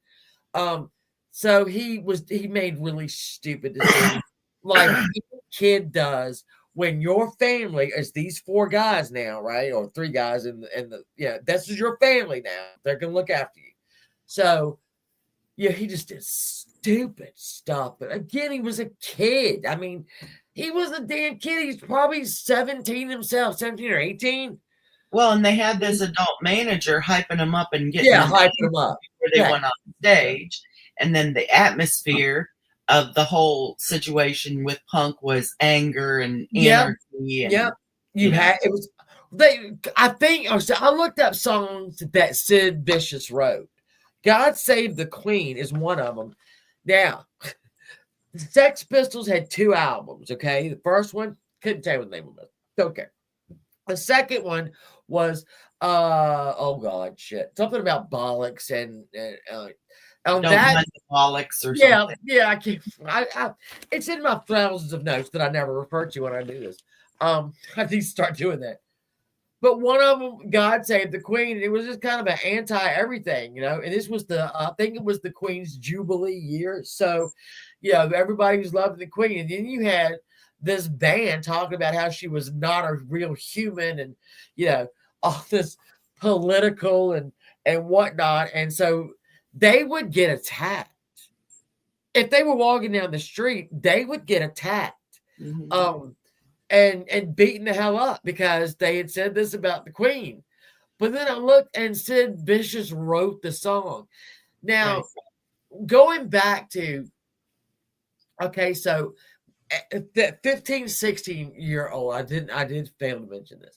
The way Johnny Rotten and Sid met was when they were in this college, and I'm using my bunny fingers with this. It wasn't a college in the sense over here that we have. Right. It was over there was kind of a vocational school where you learn a trade, right? And that's where he met all the Johns. His mother was not even aware that he was going there. And so that is where they met. So again, I mean, he tried, he tried to go to this school. And better things came along. I mean, well, we think better things came along, than not really. So this kid and Johnny, they're living their dream right now, right? They are fucking rock stars. And they really are headlining this punk, they are the embodiment of it. So Nancy is in New York. And Nancy has tried, and she was actually on methadone, okay? And she was weaning herself off the methadone. So she calls her mother, right? And Nancy has gone home a couple of times during this year, 17 to 18. And again, started with her sister, Susie. My God, I don't know how Susie didn't stab her in the eye, and they would be eating dinner. And again, this was Nancy's favorite thing. Why are you looking at me? You're looking at me. And everybody at the table will start looking straight down at their plate and not up, because they didn't want to upset Nancy and look at her. Right. This is part of why her ass is in New York. That can be an indication of schizophrenia. Yeah, well, I mean, she was paranoia. Yeah, the girl, none of the girls liked her. She always rated, they don't like me. There was always an excuse. But then I thought, well, is it an excuse? I mean, does she really feel that way? But she would start on Susie. And Nancy was never admonished for it. Susie and David just had to take it.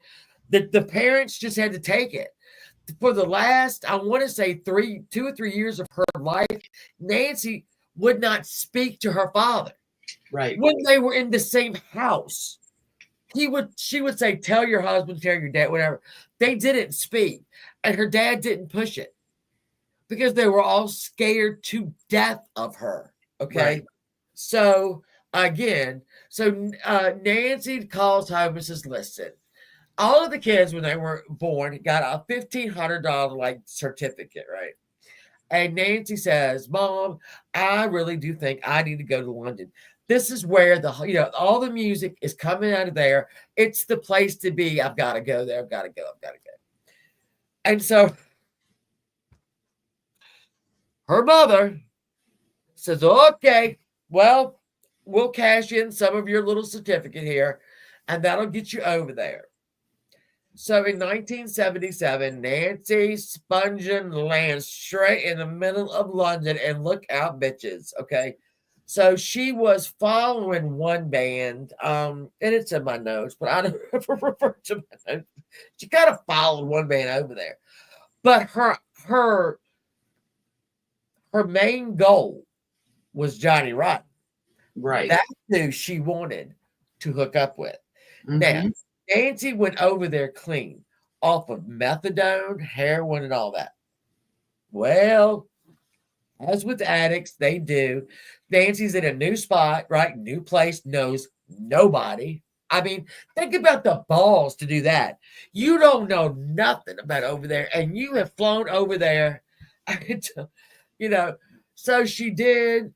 I think her mother kept sending her bits of money from that. I don't even know. But anyway, Nancy wants Johnny Rotten. That is who she's got her sights set on. And again, she is prostituting so that she can get money and drugs and if you give those to the band, you're in. Okay. Right. Other groupies would get very angry because, Nancy was not the groupie type and didn't dress like it, didn't do all that. So when she does meet the boys here and she goes for Johnny Rotten, he's like, no. And then Sid sees her. She and Sid lock eyes. And it is all over but the crime. He is in love. He is in love. I don't know if she is in love, though, in the beginning. And I say that because she was in love with what he represented. Mm-hmm. But I have to wonder. I don't think it was love at first sight from her.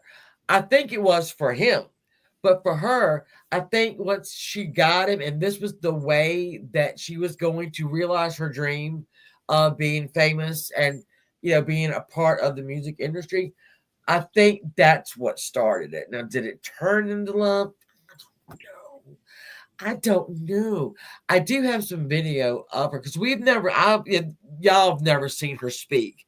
And let me grab that real quick because watching her speak I don't know, it adds something, right? When you looking at pictures all day, that's fine, that's easy. But to actually hear her, and then mind you, when she went over there, she got she inherited a very quick accent. Just to let you know, I'm out loud. Yeah, that was really quick. Yeah, because over there they call their mother's mum, M-U-M, right? That's right. Yeah, and over here it's mom. So when she would call her mother, which was a lot, she would call her mother from London, and hey, mom. And then Nancy would actually put Sid on the phone with mom, and he would call her mom. And it was just a very odd thing. Right. It was so odd. Let me grab this real quick of her actually speaking, because again, you can look at pictures all day long and it's not going to tell you anything. When you see somebody moving and like again, she's not dumb. She's not dumb by any means. Don't ever think that Nancy was dumb. Nancy made dumb decisions, just like Sid did. And it was because they were on drugs, and it was because they were, they were living out their. You stop getting on my thing. I don't like you. Keep getting on my thing. Hold on, let's see those. Okay, so all right. Let me share stuff. Let me share so we can just take a look. And this is Sid and Nancy, and I don't even know who the other two people are. I have no clue. So we're going to. I always have to talk my way through this. Screen share. Screen share. I think this is it right here. All right, so we're we're not gonna listen to the whole thing. It's like 50 minutes long, and this will give you an idea of Nancy and her. Let me move it over here. Of Nancy and the way she kind of. Phone said they're gonna shoot me. That's about it. I can't hear it very well. Really? You were arrested for wearing a wristband? Oh, that's accurate. I don't know who these two schmucks are. Okay. All right, let's get over here. I have no idea either. What's your job? Yeah. What do you do? What is that? Many people out in our audience don't have any idea what a manager does. I'm getting good. Hey, man, not everybody's in the record business. I'm his liaison to the record company. Have you been able to sell him now? He's got 4 record contracts. I don't have to sell him. I mean, I arrange recording, I arrange gigs, I arrange the publicity, I talk to the. Do you notice her very prominent English accent now? Yeah. Who's this? I arranged that. But what's this? To the people at the record company, to the people in newspapers, magazines, things like that. Are we ready inside? Why Man, don't we I do don't this think cut, Sid. and then we can go to the phone. Yeah, these guys right here are like, what in the hell is going on right now? These are obviously they've come back from England. One interesting thing about that video too is that she doesn't let him answer any of his questions. Oh yeah, please no. And he's like a child. Yeah, and he's fine with that. And I think that was the state of their relationship, is that he had an absent mother and she was a mother to him. Johnny Rotten says he married a girl like dear old mom. Yeah. And he did. Well, I didn't marry her, but although Nancy claimed they did get married when she tried to get her mother. In one of those beautiful phone calls that she would make to her mother, we started again with the illnesses. Oh my gosh, oh, I'm so sick. And again, her mother would say, okay, go to the doctor. I will pay him directly, even though they were in London. And then she would get angry. Like, no, Mom, come on. Don't you trust me, Mom? Don't you trust me? Your own daughter? Yeah, in Deborah's head, she remembers her sober daughter saying, don't believe anything an addict tells you, even if they're your daughter. That is what she's, all right. And Nancy has obviously forgot she gave her that advice. Well, then Sid starts getting mad. And then Sid gets on the phone with Debbie. What are you doing? This is your daughter. You don't care. Like, send her the money. Send her the money. They needed drugs. Okay. That's it. All right. So Sid and Nancy, I think. Now you have Malcolm. Let me. I even put his picture in here. Every time I see him, I want to punch him. There he goes.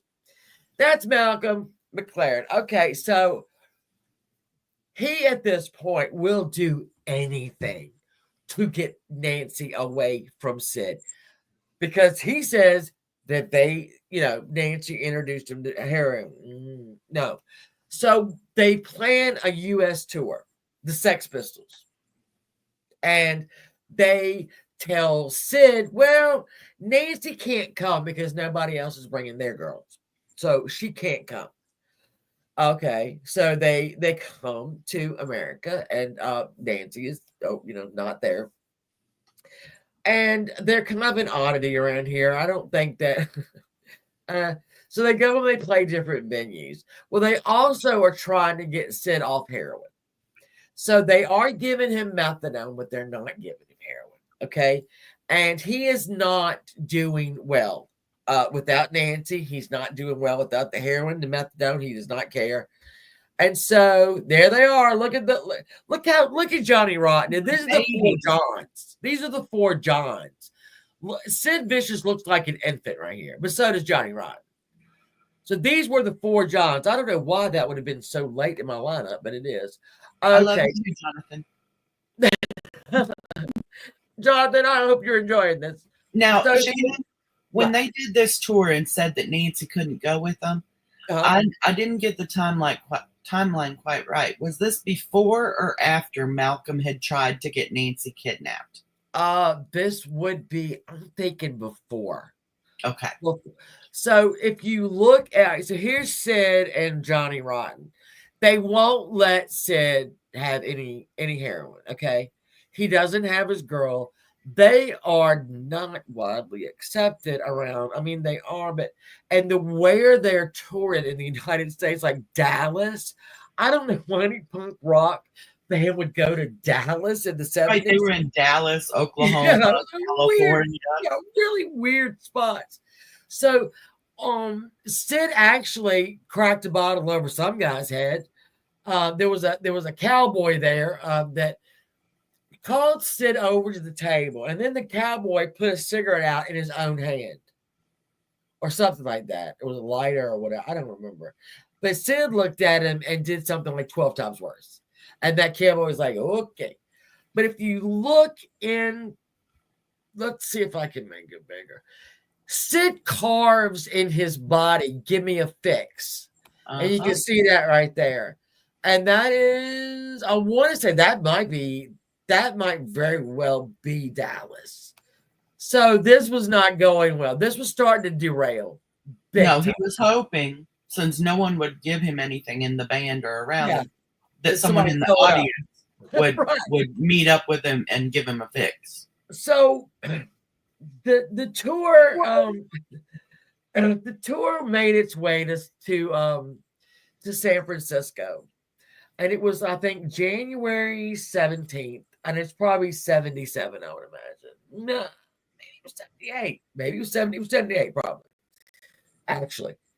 So by the time they got to San Francisco, everything had gone wrong. Johnny Rotten was over it. He did not want to. And mind you, Malcolm McLaren is still trying to get them to go with each other. McLaren doesn't like Nancy because Nancy was shooting down his ideas.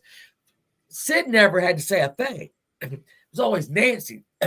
So Johnny Rotten had figured out Malcolm pretty much, and so it was they were playing January 17th. Sid comes out and they do an encore. And Johnny Rotten says, I've got this, I love him. I'm sorry. He says, you'll get one number only because I'm a lazy bastard. And then they played the song No Fun. All right. And at the end of the song, Johnny Rotten was kneeling on the stage chanting his ambiguous declaration. This is no fun, no fun. This is no fun at all, no fun. He had it. All right. This was his. He just checked out. Okay.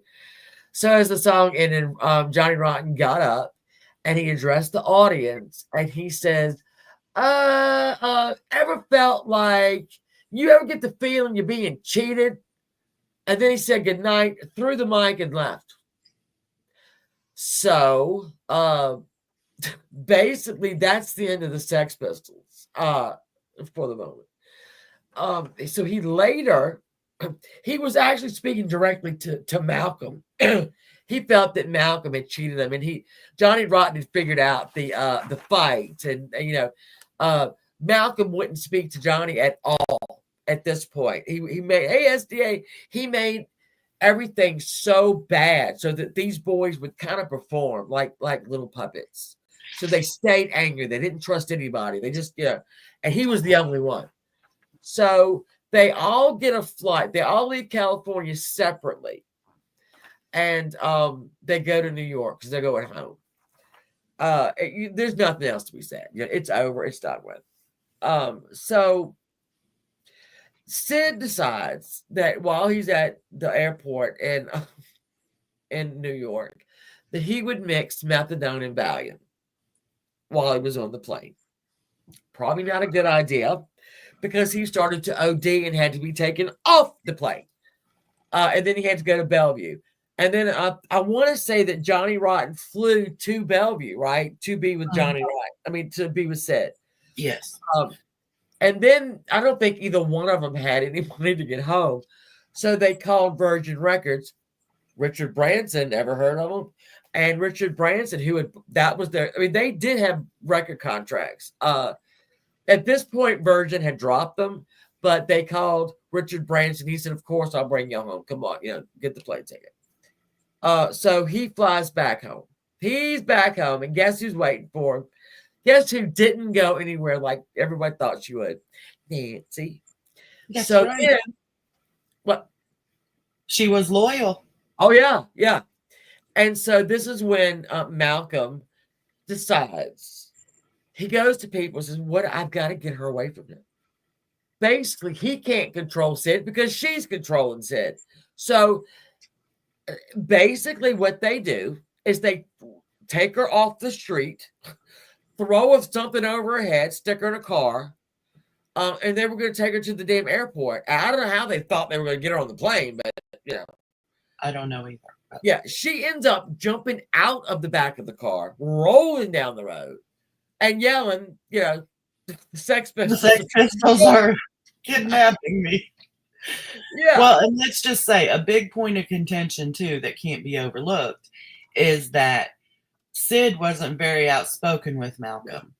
No. Nancy was. And Malcolm didn't like that Nancy wasn't letting him get away with holding their money.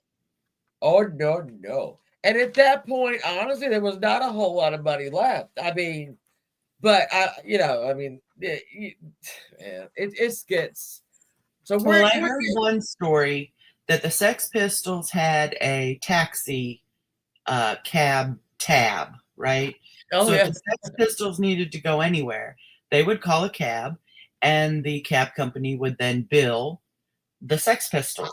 Okay. So anytime, day or night. Well, what started happening was that Nancy would call them at like 6 a.m, get a taxi, tell them to take her to Harrods, go into Harrods for 6 or 8 hours, tell them to wait for her. They'd wait out there for 6 or 8 hours, and then she would come back out. So she was using it as like her personal thing and making them wait on her. And that was running them a lot of money. So that's why Sid and Nancy weren't getting a big cut. Right. Yeah. Yeah. And look, she's living her dream and he's living his dream. They, obviously they did have sexual intercourse. And I think we talked about it earlier. Sid was a virgin.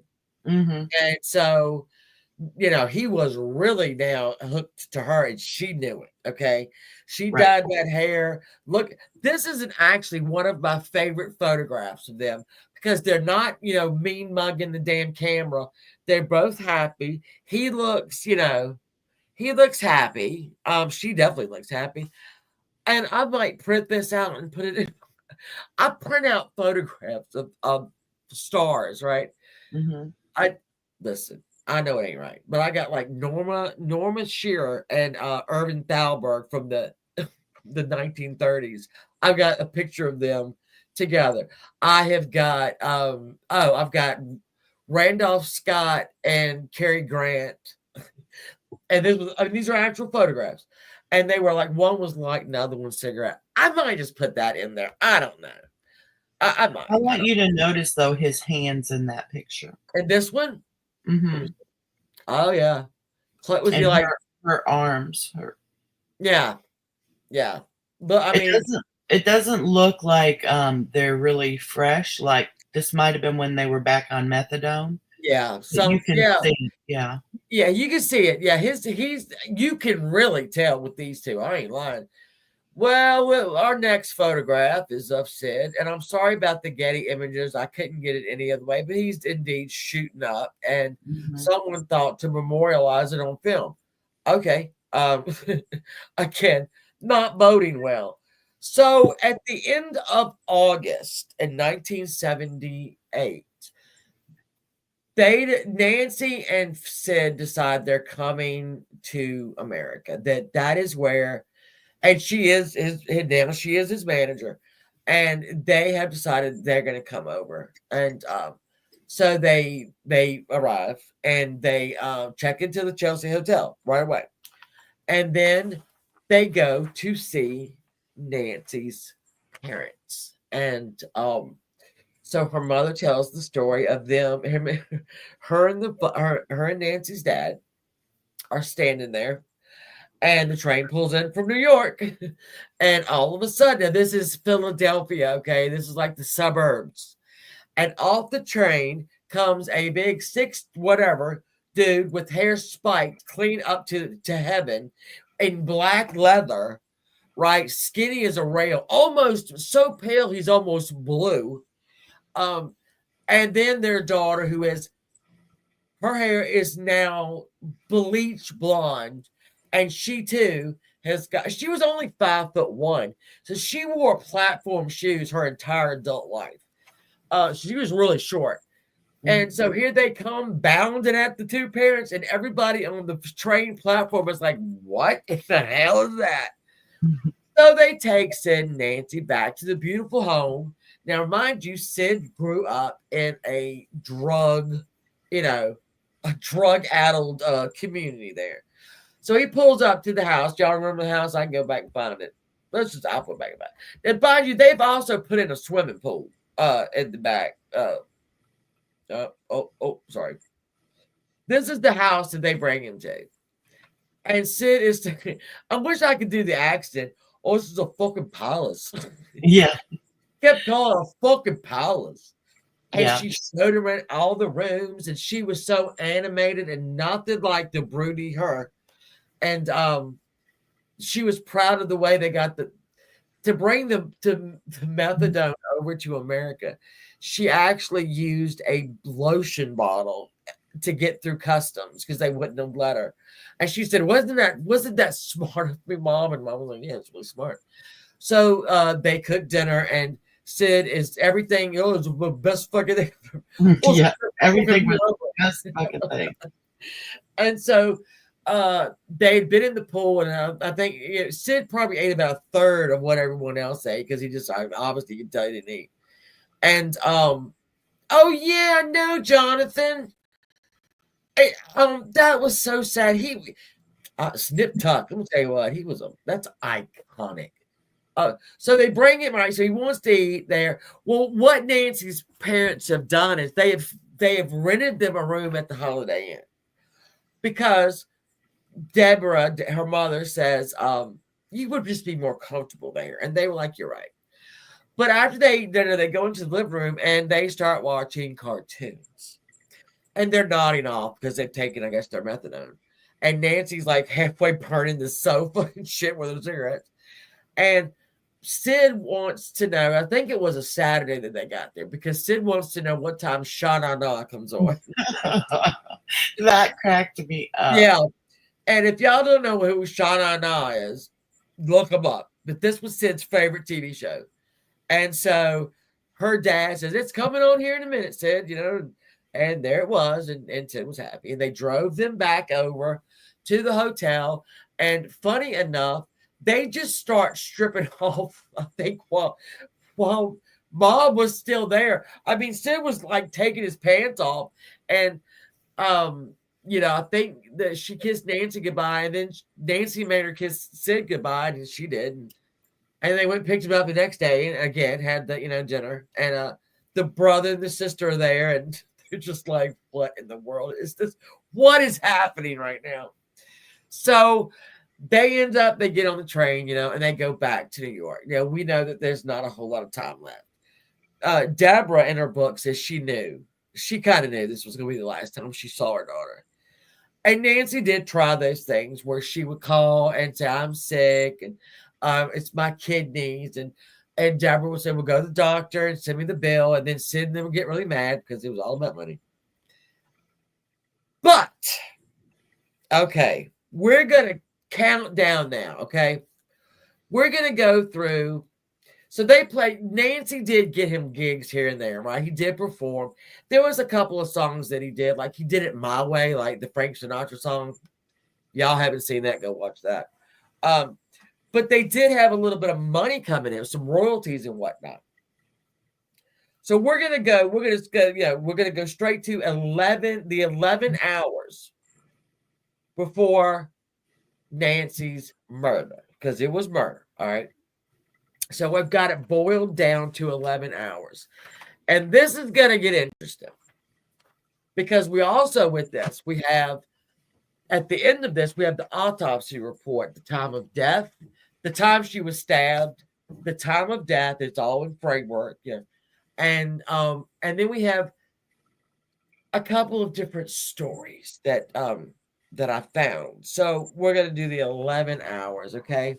And again, let me tell you one more time about the Chelsea Hotel. Mark Twain, Allen Ginsberg all lived there. Actors, directors, Leonard Cohen and Janis Joplin had an affair there. Bette Midler lived there. Pink Floyd, Jimi Hendrix, Jim Morrison, the survivors of the Titanic. So this hotel, built in 1883, it was like I said, it was the first co-op, and then they went to the hotel. So that's kind of, interesting. Oh, hold on. Now I got to go all the way back over here. Hold on. Let me go through her whole life. Okay, here's some more photographs of them. There they are. He's shooting up. She took this photo session right here lasted forever. It's like 900 photographs of this, of different various things. Is that the look? I don't know. Like Bernadette Peters. Yeah, Nancy looked anticipated. Oh, what, this one? Yeah. Yes, she looked she like Bernadette Peters. Now, Nancy's hair is naturally curly. Hey, listen.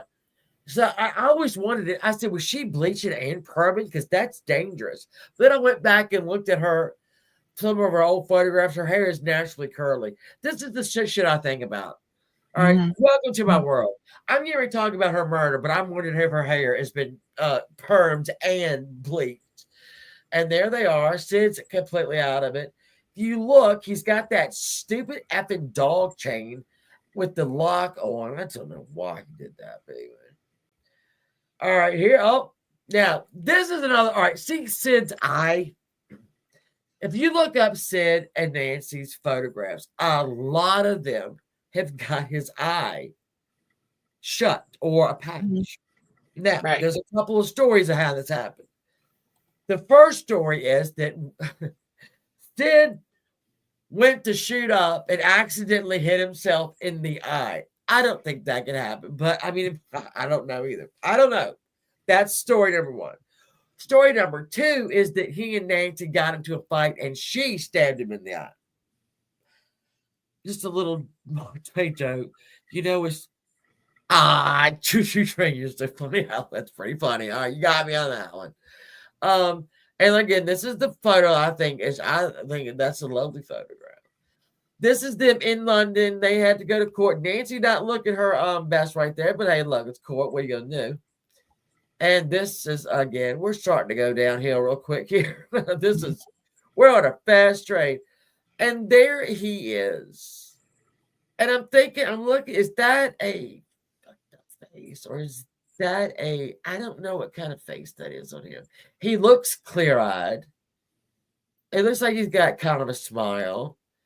It's hard. All right, so this is him actually performing in New York. If you look over here to the left, you're gonna see Nancy. I don't know why the bitch on the stage, but oh yeah, she was there. So this is him in New York. There she is again. Okay, she's the microphone even. Yeah, oh yeah, she had her own stand. Okay, now this photograph. We saw the photograph of Nancy's body. She had on a black bra, and black underwear. They got him in France, by the way.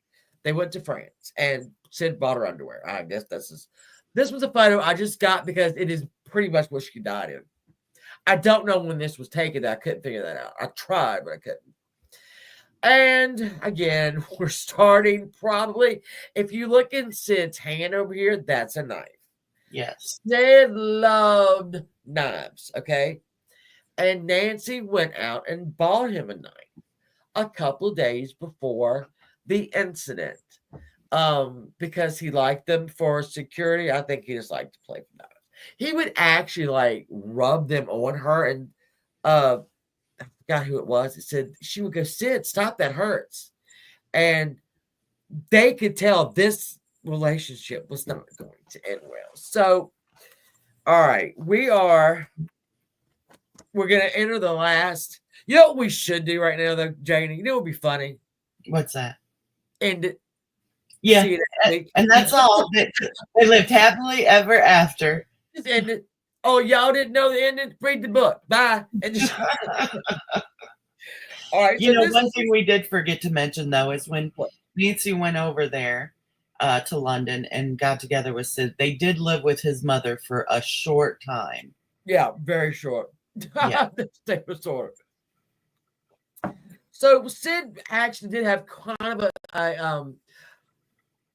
I mean, Deborah would talk about it. You'll see in a little while, he writes her letters. And he says, Deborah, you're the only one that understands. You're the only one that knows. And he's not lying. She knew about most everything in their relationship. She saw them together. She talked to him on the phone, good and bad. And she really was the only one that really knew them. So countdown is on. And okay. This is where we're gonna run into shit here. This is the hotel. And I can make this bigger. Let me make this bigger. So, yes. So we go over here on the right and you see that red dot. That is room 100. Okay. And it is, so we're on the back of the building. We're not on that front with the beautiful, with the wrought iron, balconies. We're in the back. Okay. And it's I guess the first floor. Well, first floor, not counting the lobby. And they were all the way at this end of the hall. Again, that room doesn't exist anymore, but I will show you what they've done with it. Now, they went in to visit somebody at the other end of the hall, and that's where we're going to get. So we'll go at 9:45 p.m. Sid and Nancy visit Kathy O'Rourke and Leon Webster, otherwise known as Neon Leon. And let me show y'all him, because do I? Never mind. All right. We'll get back to that in a minute. They go because they're looking for drugs, right? They've got to have drugs. And this guy, he has drugs. And he didn't at that time. His girlfriend, Kathy, was getting ready to go to her job as a go-go dancer. I mean, that was all that. So while they were there, Sid, because he's in 119, all right? They're in 100. Sid is flipping through the portfolio that this guy has of pictures of them. And Sid makes the comment that, man, I've lost my looks. He commented ruefully, I really used to look good.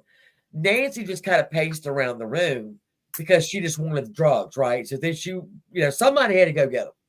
And she was not. And so Sid started to stroke his own face with the knife.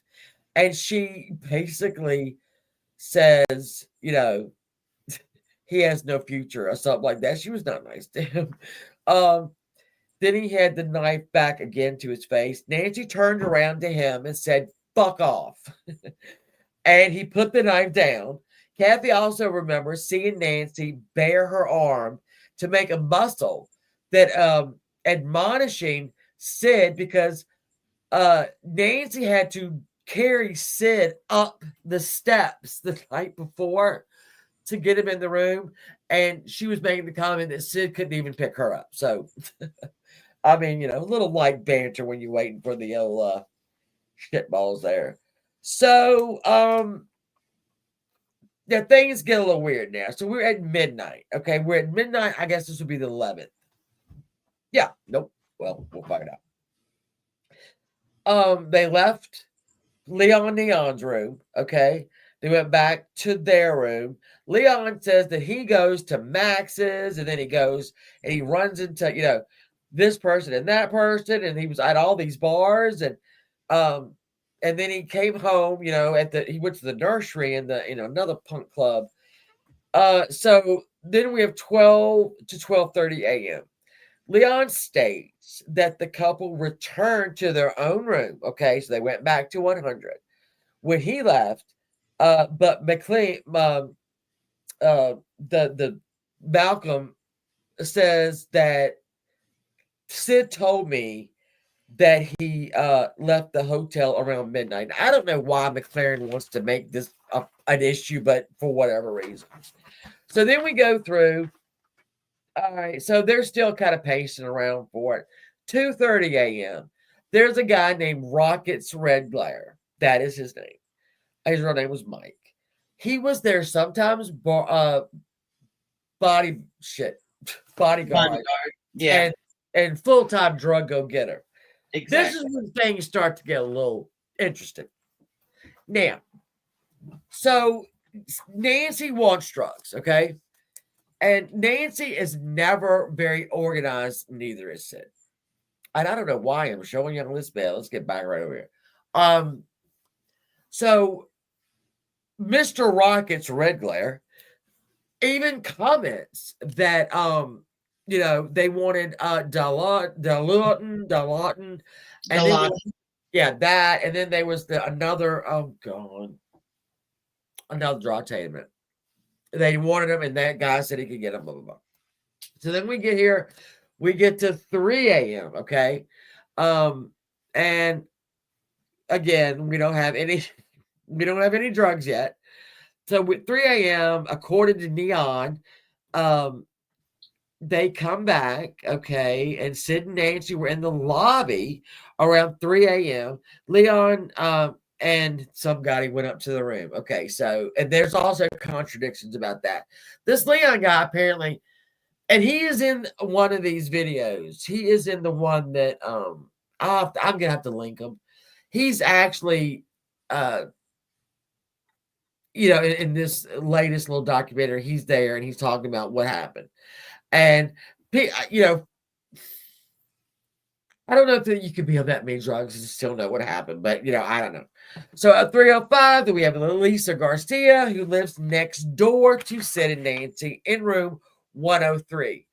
Now, she had just come home, all right, at 3 a.m. Minutes later, she heard 2 or 3 very loud knocks at her door. and a male yelling, let me in, I'm not playing. Now, when I go back, I'm going to show you in a minute the way these rooms have now been divided. Okay, so they're showing us, they're walking through the rooms because now it's like all divided up, and it'll show you where room 103's door originally was, and then over here. So it's in this nook. If you look up here on the right up there, it's a little nook in there, right? So you've got a lot of closely together. So she hears this and she becomes, Lisa said the voice frightened her, and she did not open the door, thank God, probably. And soon after she went to sleep, and she didn't wake up. So, okay, so we're chunking through this night. It gets real interesting though. So we are now at 3:15. Now Rocket's red glare, all right, has arrived at the Chelsea again. Claiming that he had been unable to come up with any drugs. So Nancy, because again, she was not very bright, sends him back out. Okay. Now at this point, she is wearing a long black t-shirt over black underwear. And Sid was laying on the bed in black and a shaggy sweater. You're going to see that sweater again in a minute.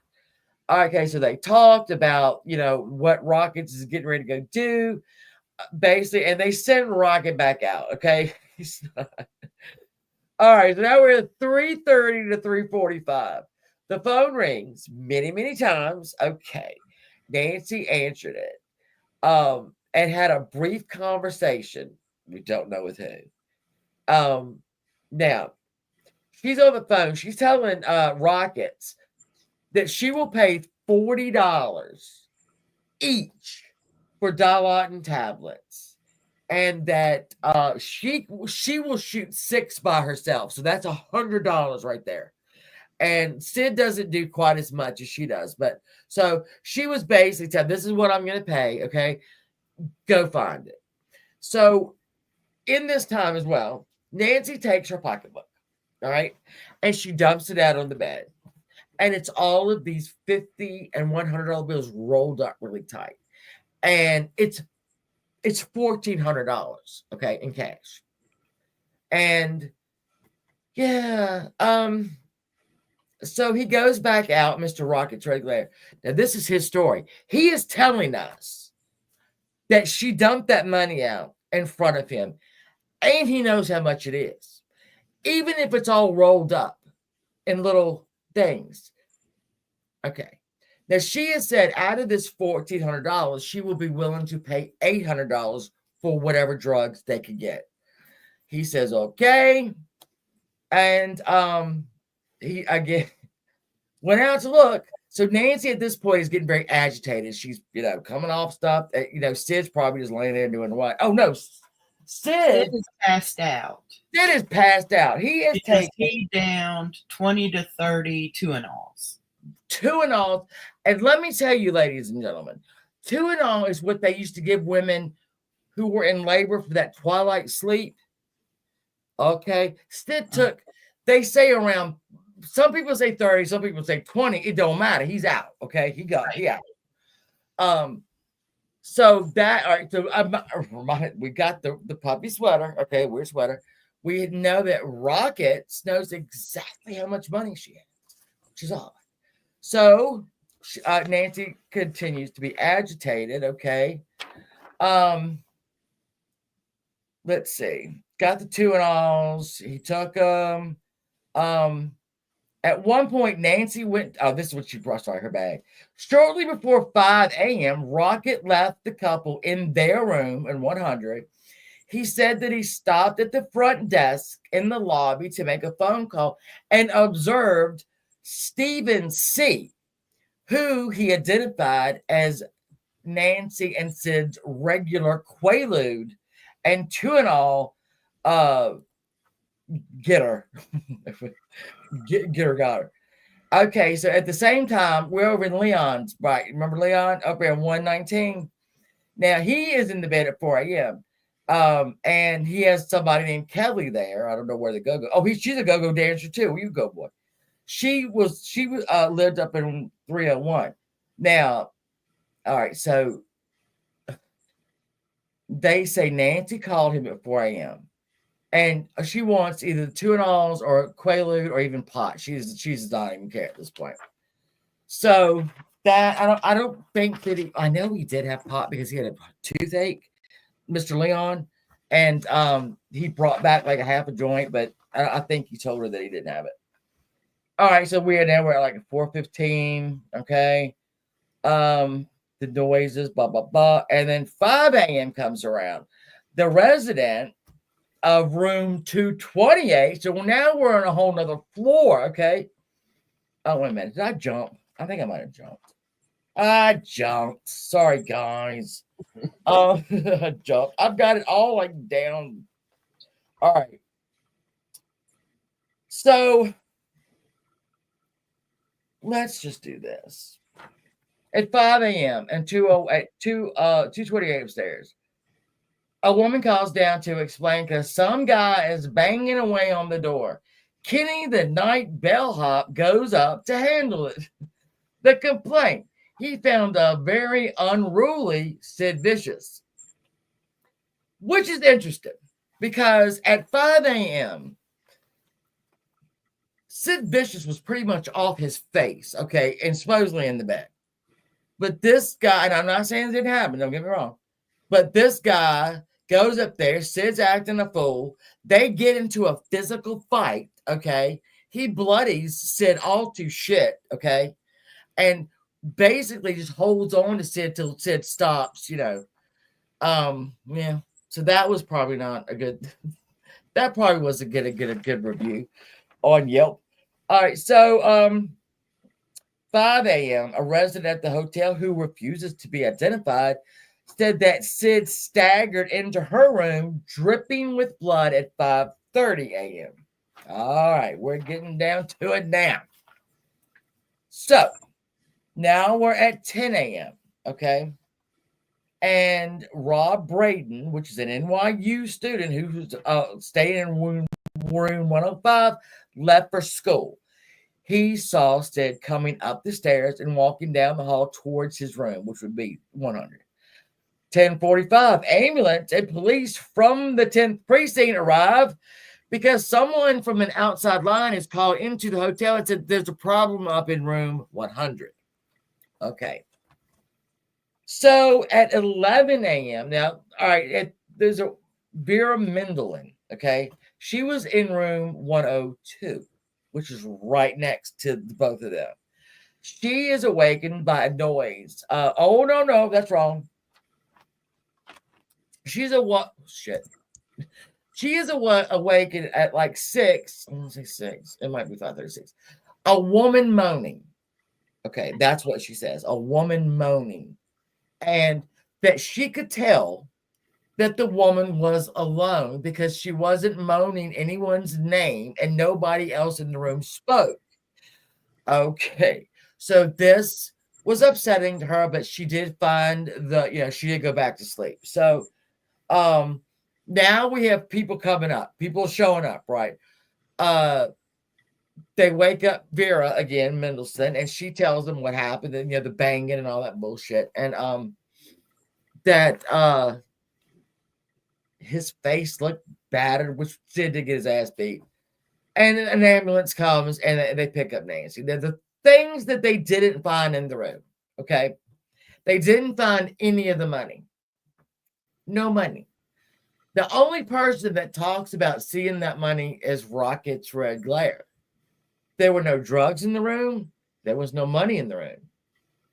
We have Sid, who people say was passed out, didn't know anything that happened. And even when the cops came and woke him up, he really couldn't get to his feet very well. He was still pretty fucked up. Okay, well, okay. Okay. Now we're looking at Nancy here. Nancy's, let's find her again. All right, so this is the bed that Sid was laying in, okay, and Nancy. And if you will notice, there is blood over here. So you get the white sheet, so that's blood, and then there's blood over here on this side. So Nancy was stabbed in the stomach in that bed. Okay. Nancy gets out of that bed. There's a trail of blood where she goes right into the bathroom. She doesn't call for help. She doesn't try to make it out the door. She goes straight to the bathroom and dies. But the time period, we'll get to that. So we have no money. We have a dead Nancy.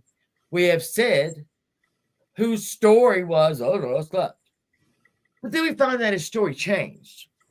Because he at first said, we got into an argument and I stabbed her. Okay. And then he took that back. He said, no. She fell on the knife. Oh, okay. And then he changed it to, I didn't do anything. I don't remember. So in this room, the knife is pretty much laying, like we're looking, all right, so at the foot of the bed. It's really near this photo. In fact, I might have a photograph of where it is. Now, there's Nancy again. I mean, Lord. Girl. And again, see, these aren't too bad. They're black and white, but I mean, she bled to death. And there's it. I mean, that's a lot of blood. She had one stab wound to the abdomen, and it went through, and it was 7 inches, I think they said, and it nicked all these arteries that are down there that push everything through. So, but it took her, it could have taken her as long as 4 hours to bleed to death, or it could have taken her as little time as an hour. We don't know, because she got stabbed between 6 and 7 and died between 8 and 10. So if she stabbed at 6 o'clock, right, and dies at 10 o'clock, she laid there 4 hours to die, right? So then if you take those small ones, if she got stabbed at 8, at 7 and died at 8, well, that's the whole other story. But it's still, she never ever attempted to go out the door, call the desk, to do anything. So Sid basically wakes up and thinks that this is weird, guys. Okay. This is weird. Sid wakes up and thinks that he has pissed the bed because he's covered in blood. His story, not mine. I'm just reporting the news. Okay. So he gets up. Now, there's 2 stories of this as well. We have the story of I don't know nothing, I don't know nothing, I don't know nothing. Okay. And then there's a police report. And when I'm watching this report, right, it's on one of these videos, I'll find it. And they have like a copy of his statement, and he says the following. He got up every morning at 5 o'clock so that he could go all this way to the methadone clinic and get the methadone for him and Nancy. He says that he woke up. Okay. This is before I stabbed her. She fell on the knife. I don't know what happened. Then we got this story. He got up at 5 o'clock like he always does, since he wants to get there before 6 or 7. Nancy is in the floor, in the bathroom, stabbed, sitting in blood, but she's still breathing. So he leaves. His story, not mine. He leaves. He goes all the way to the methadone clinic. He comes all the way back. Okay. Nancy is now dead. All right. Somebody from the outside, though, has already called the hotel. And so this is a clusterfuck. Okay. This is a clusterfuck. So Sid's official version of this is, oh, yeah. I woke up at 5. She was in the bedroom. She was in the bathroom bleeding to death, but she was still breathing. So I went to the methadone clinic and I came back. She was dead. So needless to say, let me see. Okay. I had to steal this too from the book. This is the original room 100. Okay. So we have the tub, bathroom. So she's dead over here, right? This is the bed. The door's right here. You can't see where I'm pointing. All right. So we have the bed. So you see how she would have to have walked down a hallway and into the bathroom, but she had to walk by a door. And if you look right at this circle right there, it says knife. It's the knife. There was some kind of like what knife that was actually used. They said it was a 007 when it really wasn't. Blah, blah. What they also didn't do, because Sid washed the knife off, by the way.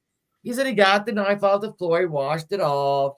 Yeah, because that's what you do when your girlfriend's dead in the anyway. And so when all the forensic people came in there were bloody knives all over that room that they didn't touch. If I'm lying, I'm done. Just telling you. So this is the room. Okay. There goes Nancy getting hauled out by, I don't know. And remember the sweater, the fuzzy sweater? This is Sid being arrested. So Sid goes and he is arrested. Okay. This is Rocket's red glare. Now, everybody that knew Sid and Nancy, and I know, guys, this is rolling on. I know it's dragged out, but we got a lot to do. Almost everybody that knew Nancy and Sid said Sid would never have stabbed her. They did get into arguments. He did hit her over the head with some things. I mean, he got just as good as she did. They wailed on each other. Nancy did have a discussion with her mother about how he was abusive, and she wanted the name of the drug clinic that the neighbor's kids went to. Who was talking to her mother, and that her and Sid needed to go there. And then Nancy basically says, "You might find me on your doorstep." Now, when Deborah hung the phone up, she knew that was the last time she was going to talk to her daughter, and it was. So we have Rocket Regler right here. And again, the only one that knows about the $1,400. And now we're in a room with no drugs and no money. There's fingerprints in blood, not Sid's blood, not Sid's fingerprint, over on a wall. Okay. There's blood here and there and everywhere. Okay. Well, Rocket's red glare right there gave his statement. And this is Leon. He is the one that lived down. This is him at, I don't know, 105. I don't know how old he is. Very much too old to be wearing that wig.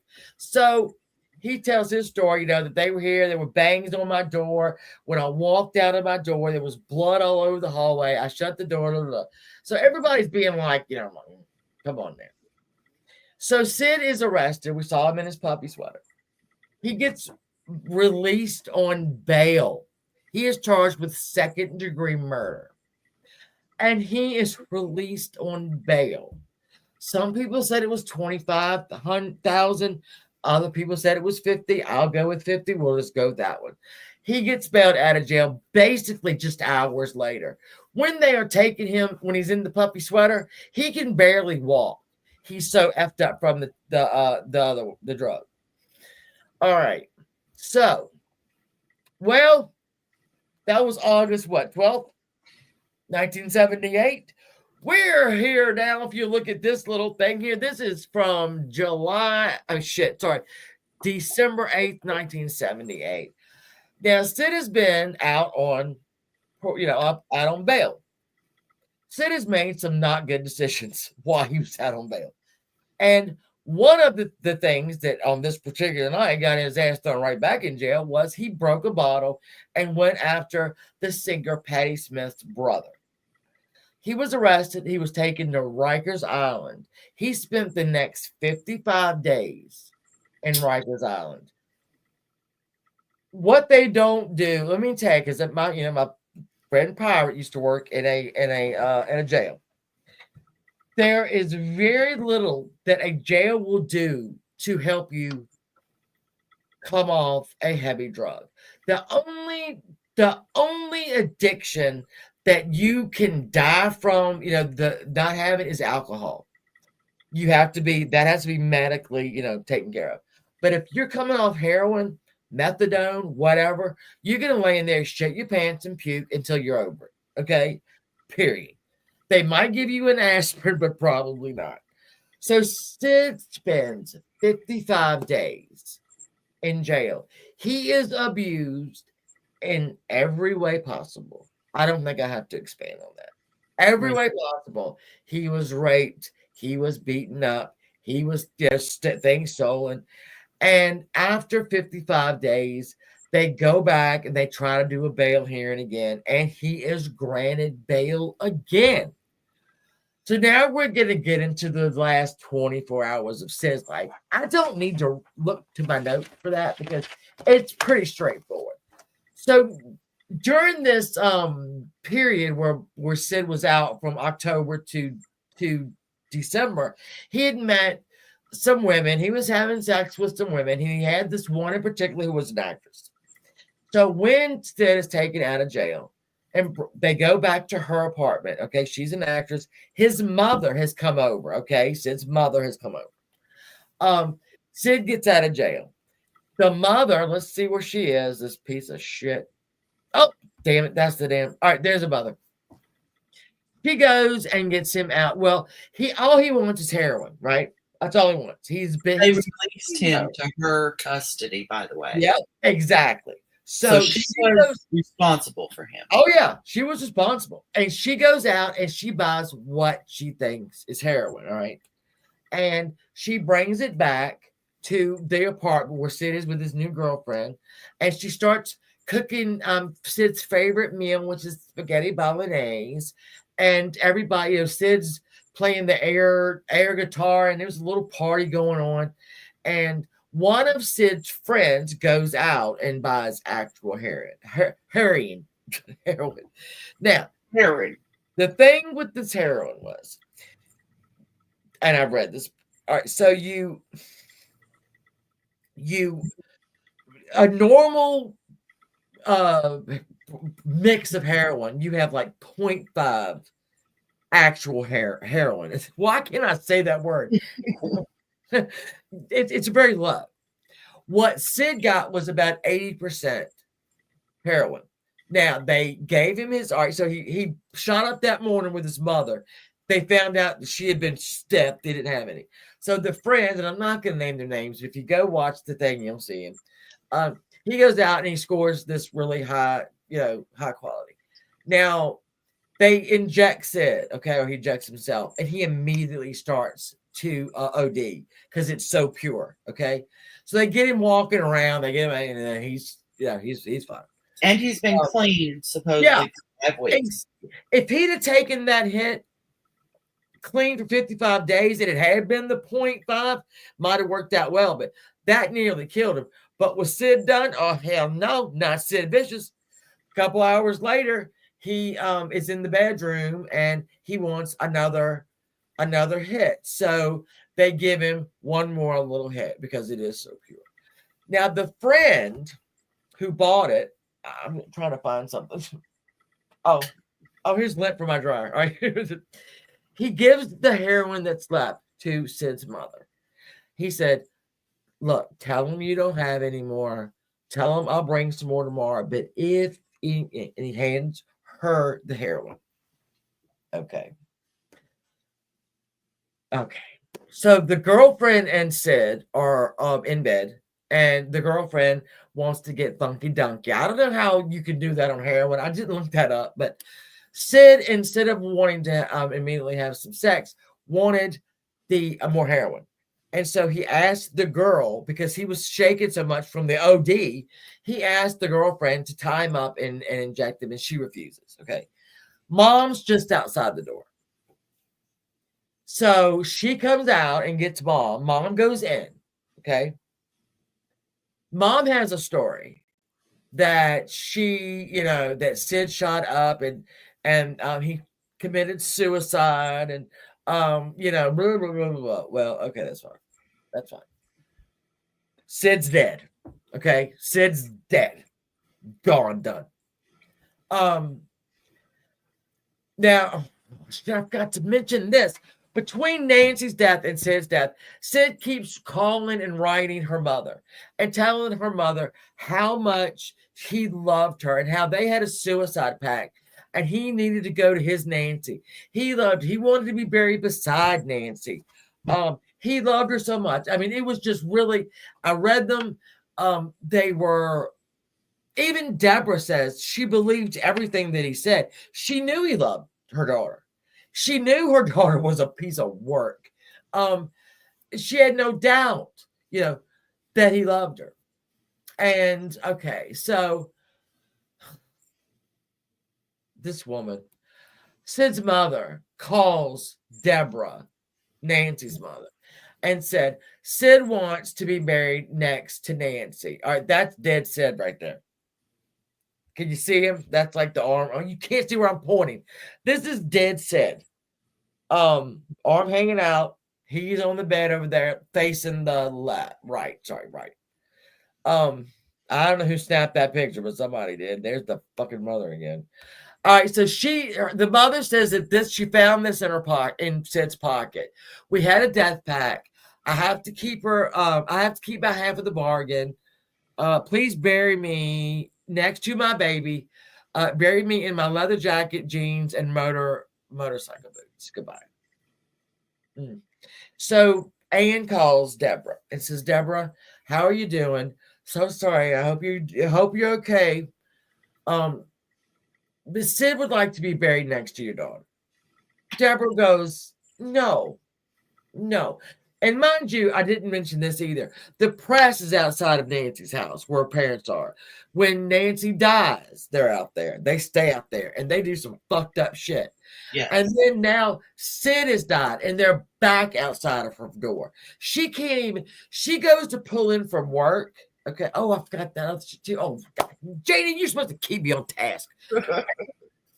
She would go down her street, and if there was a car that she didn't recognize on the street, she would drive around the block because these people would come out of nowhere at her. But one of the things I forgot to tell is that when Deborah got the phone call, Deborah had in her mind played this whole thing out. Nancy's death. Nancy was going to die of an overdose.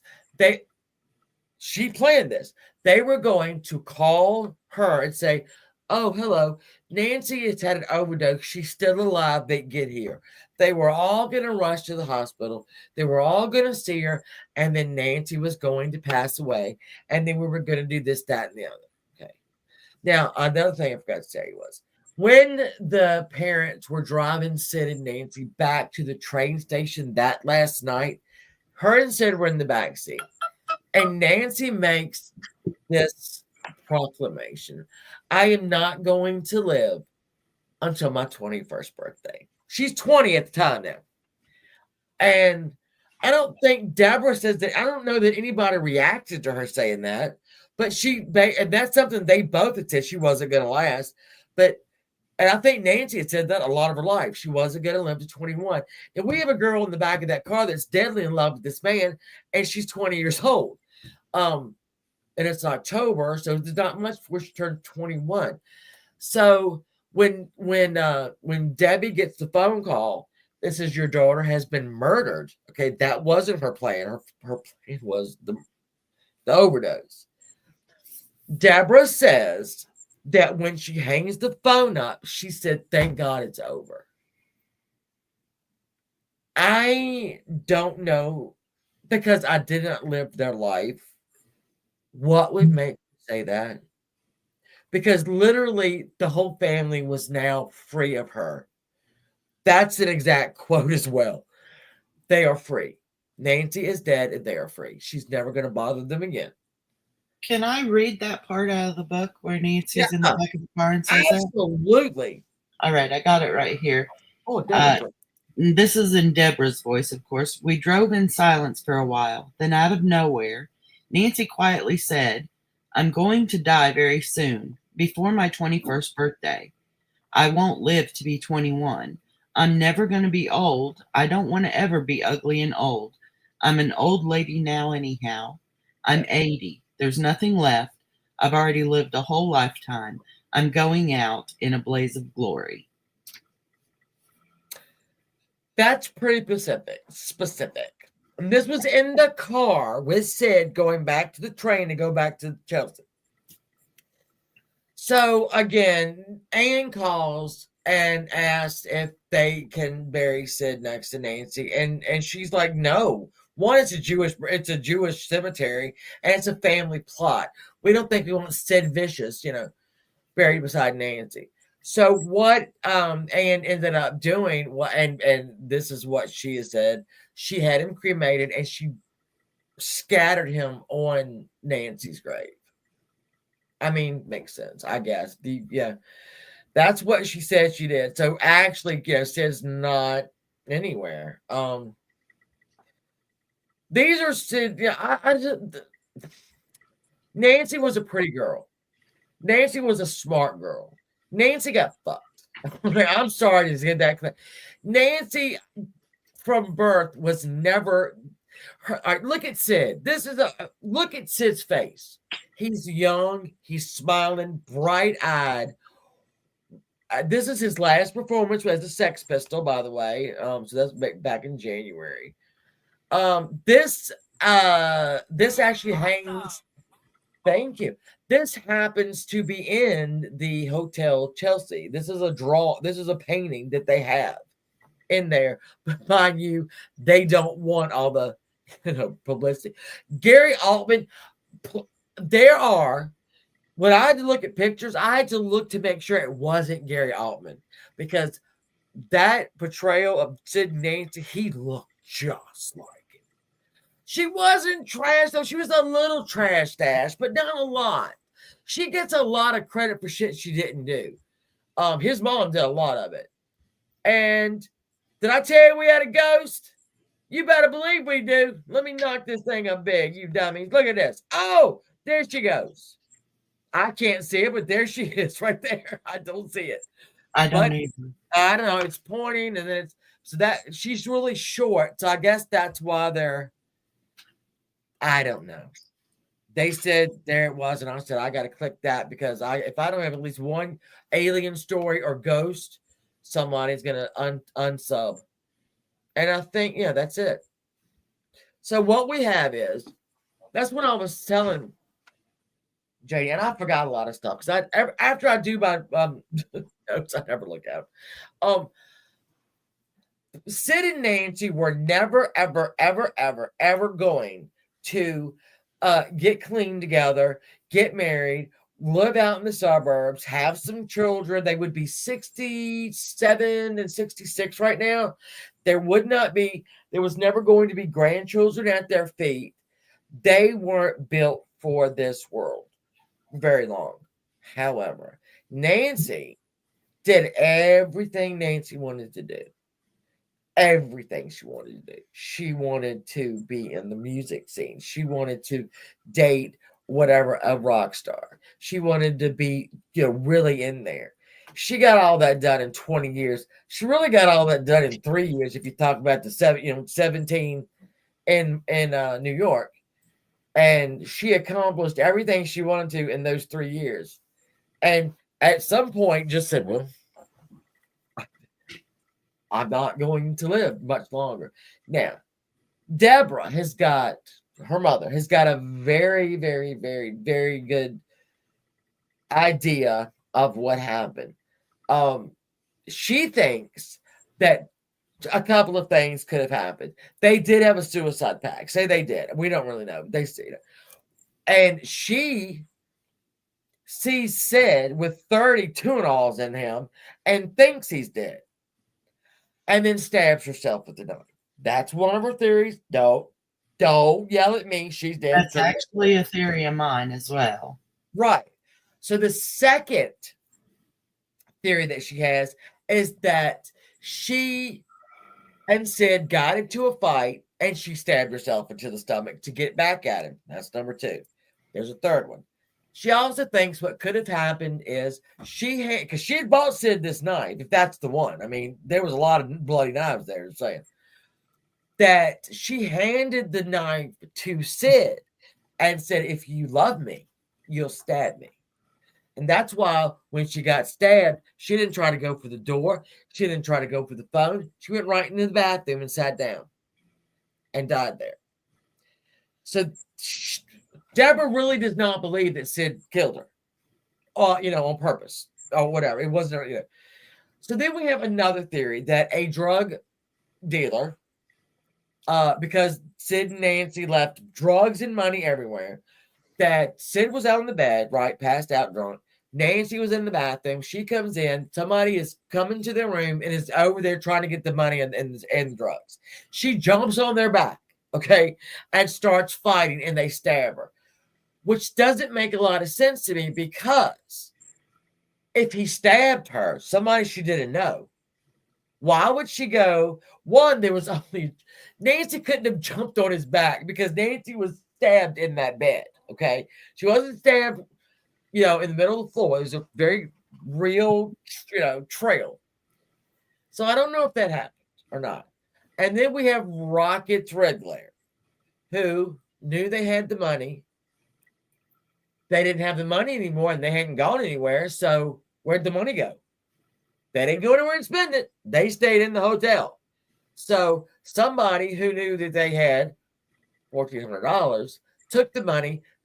Nancy, again, realized what was happening, went to attack him. He stabbed her, he left. He even bragged to people that he killed her.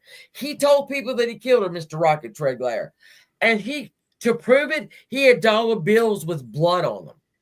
Yeah. And he would show people this. So, okay, the reason this is a mystery is because as soon as Sid died, really not even, as soon as Sid was arrested, they did not look into any other possibility on how she was murdered because Sid was in the room and he must have done it.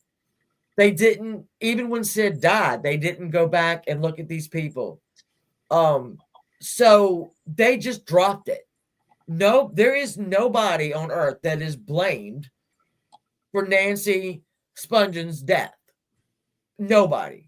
They didn't even, I mean, Deborah goes on in the book to talk about how the DAs were getting ready because this was going to be, Deborah just thought she wasn't going to have to go to court. And you got a rude awakening from a couple of DAs and realized, this was going to be big. This trial was going to be big. And it didn't happen because Sid died. But on that mark, there is nobody that's listed as responsible for Nancy's death. It is unsolved, basically. The case is closed, but it's unsolved. And you have all these other, like the Rocket Threadglare, who, by the way, went into movies. He's in like Big. He was in some other stuff too. So he went on and had like a comedy career and then a movie career. But he was a drug dealer / bodyguard back then. Again, if he stabbed her or she roused, maybe, he was in there and she roused up, and that's when he stabbed her. I don't know. Again, she didn't try to get any help. She just walked right past the front door and into the bathroom. And that's the clear trail. There's she laid in that bed for a little while. And then, too, we have to look back at Sid. Sid said when he woke up, he thought he had peed the bed because there was blood everywhere. I don't know what the fuck Sid's doing where he's peeing blood, but,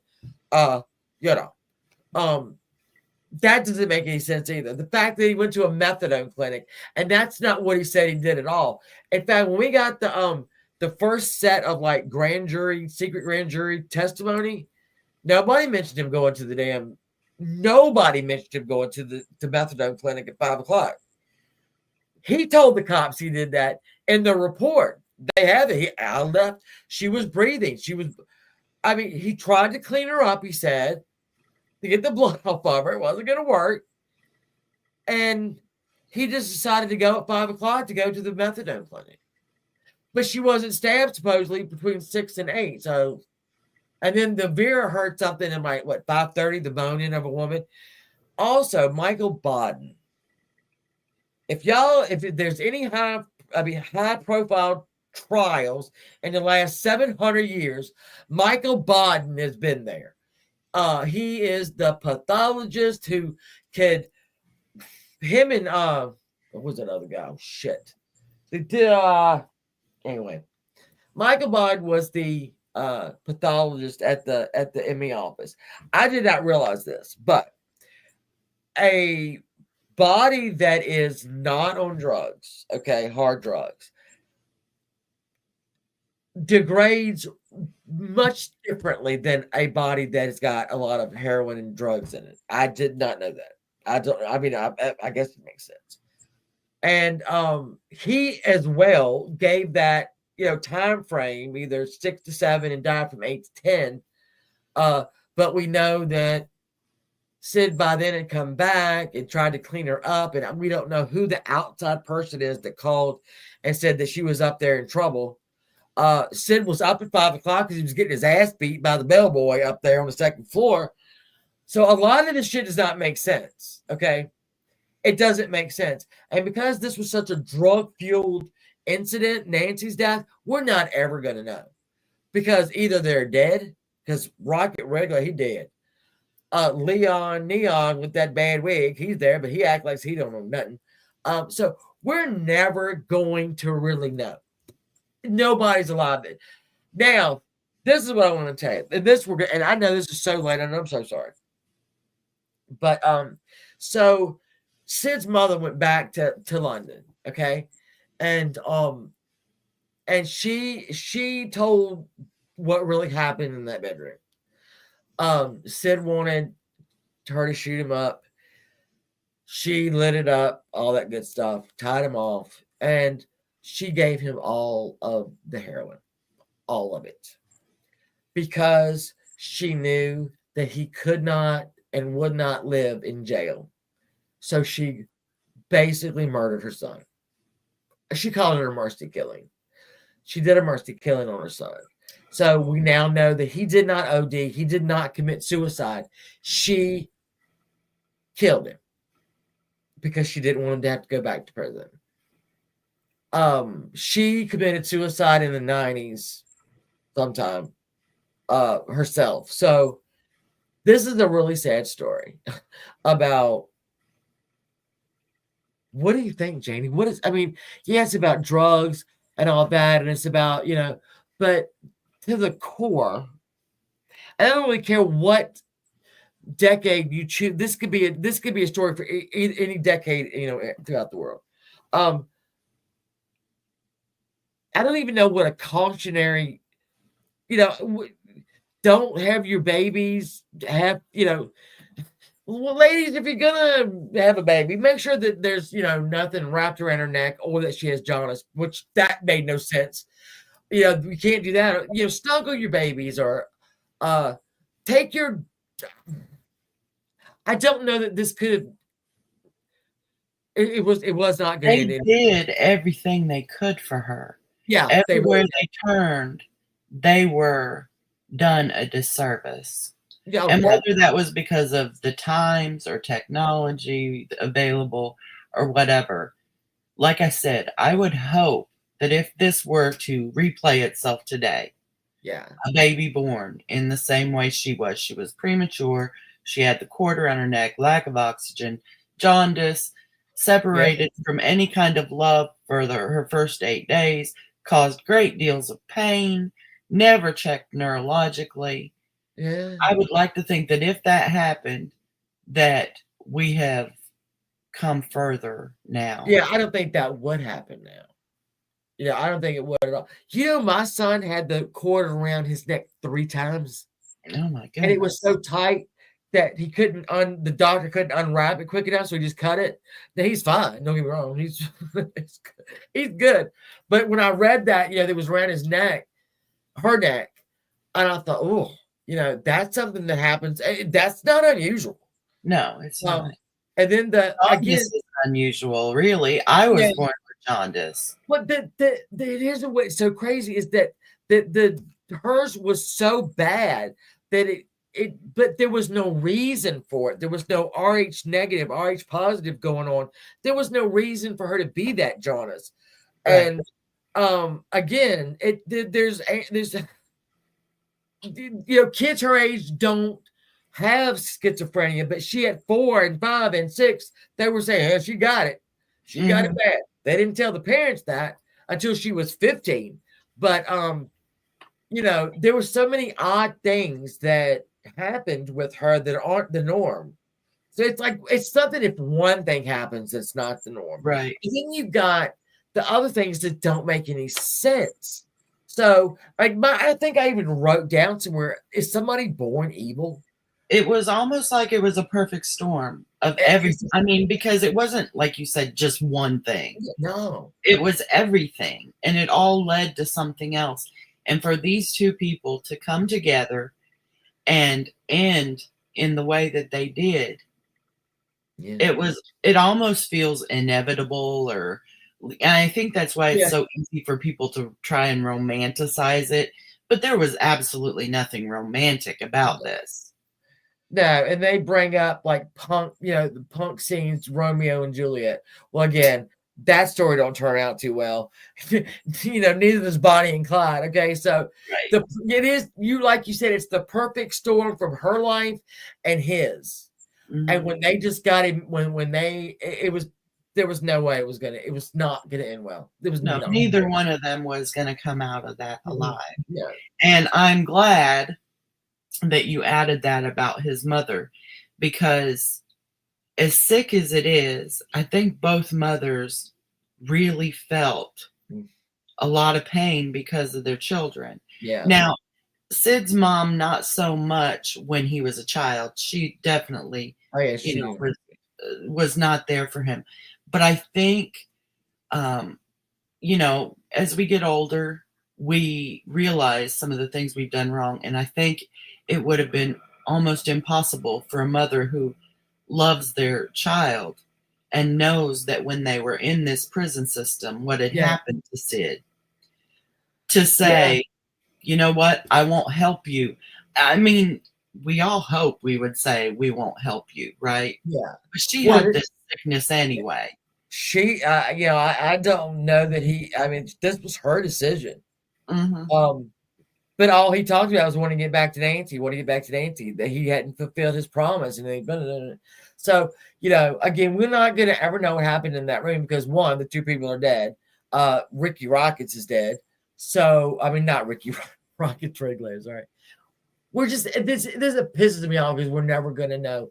And it's like, I want to do this because Nancy Spungen gets such a bad rap. And I really thought that I was not going to like her. And I told you, I'm 211 pages in, and how are we going to make this girl likable?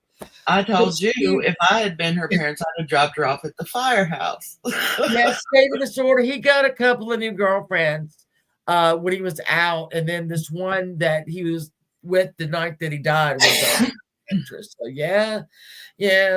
I don't know how much of that was, I don't know. I can't explain it. I think he was lonely, still a lonely young man. Yeah, because I think he really loved her. Yeah, he did. And with her, I don't know if she loved what they were or if she loved him. I hope she did.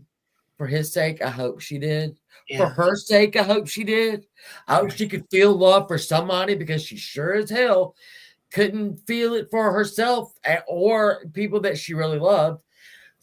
So yeah, I thought this was going to end very differently than it did. So in order of the theories of what you think happened to Nancy, what would be your strongest theory? I don't think Sid did it on purpose. All right, number one, there's no way. Could they have gotten into an argument? And that could happen. That could happen. He was obviously up. So he wasn't, the thing is she walked in and thought, oh, he's dead. I'm going to, because he was up. So, people heard her. She was calling people at 4 a.m. So if he gets up at 5 and she's in there dead, right? Or no, I'm sorry. She wasn't dead. She was breathing. She was stabbed, but she was breathing. And he left to get the methadone. That story is almost too stupid to believe. So I don't think that happened. Right. Did she want to die? Because her time was quicker. She said, I ain't gonna live to 21. And sure, her birthday was in February. Did they get into an argument and did she hand him the knife and say, if you love me, you'll kill me? That could have happened.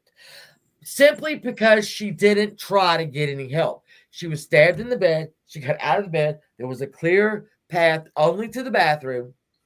And there she was, either for 4 hours or 1 hour or whatever. Her not leaving the room and not calling for help makes me think maybe she knew what was going on. Right.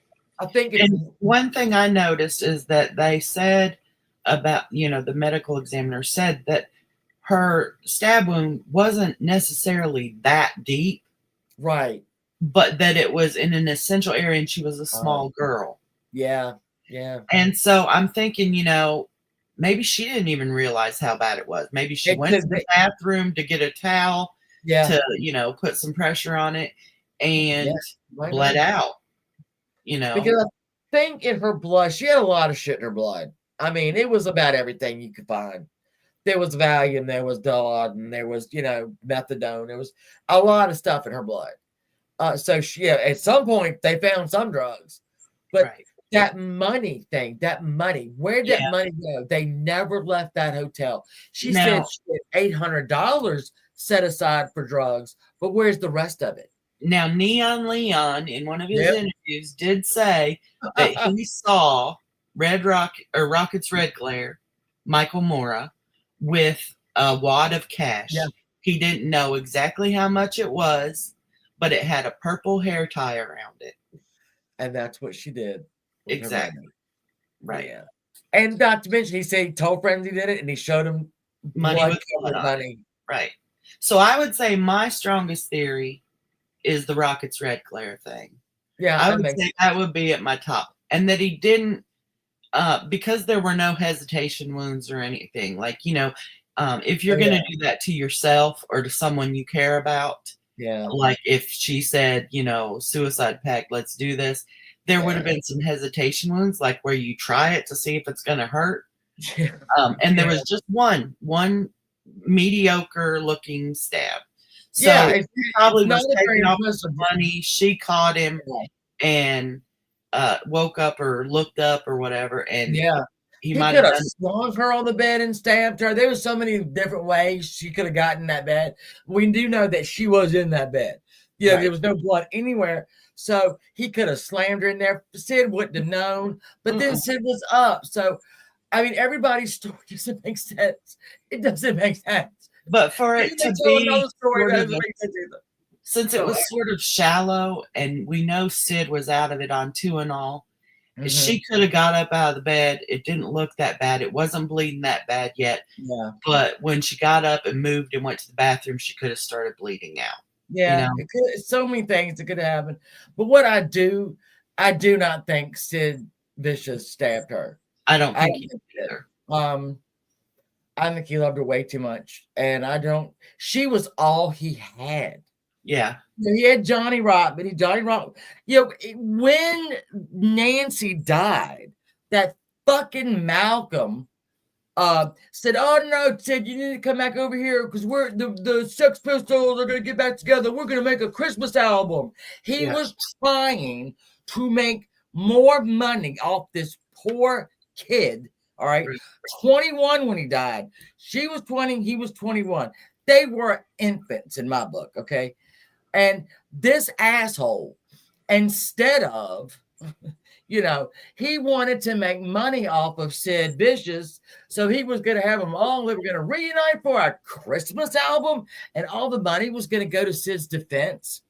Well, that's the thing with Malcolm. He was definitely a shady character. He gave these boys who had no talent, no reputation for being bad boys. He gave them a guitar and a microphone, and gave them a bad reputation, made them argue and fight so that they'd have this rude reputation. Yeah.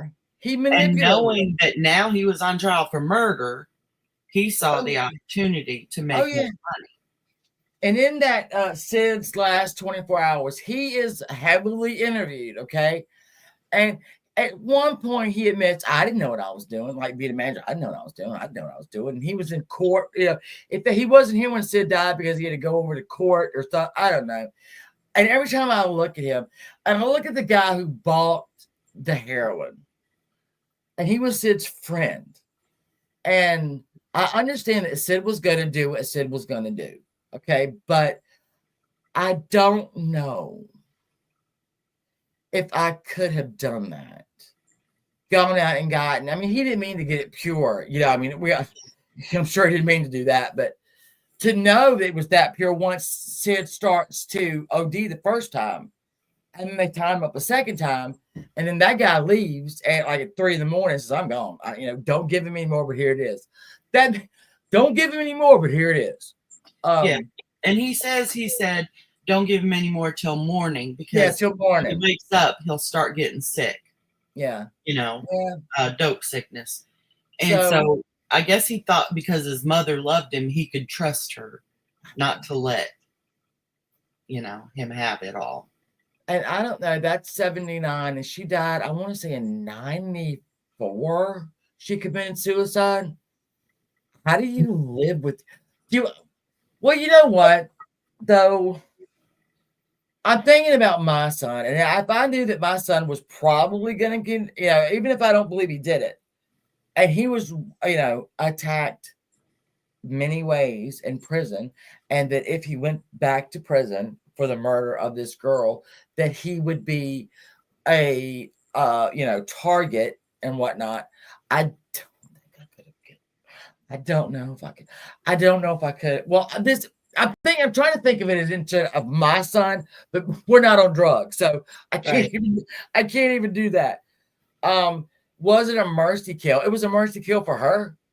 She'd have to Well, and that's another thing. I think, even Johnny Rotten said she was very selfish. Yeah. And so thinking now my kid's going to be in prison for the rest of his life over in America. Yeah. And who's going to make sure he has money on his books? And am I going to be able to go visit him? No, that's going to cost me money. And then, so, you can look at it either way. There was a rumor that Mick Jagger paid for Sid's lawyers and whatnot. And that's a big, and even Johnny Rotten said, oh yeah, that's true. But it isn't. Richard Branson, Virgin Records, is actually the one that paid for it. So they tried to drag old Mick into Mick Jagger's like, what? No, he didn't. But again, what did they say? It was one of the things that I watched that when he got charged with second-degree murder, somebody said, yeah, but he's a really great guy. Something like, yeah, but he's a really great guy. Talking about Sid, and I think he probably was a really great guy.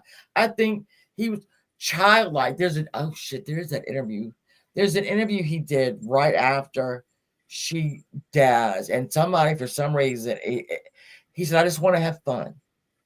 And that's all I want to do. Like, he's out of it, right? And the guy was like, are you having fun now? And Sid kind of looks up and goes, are you kidding me?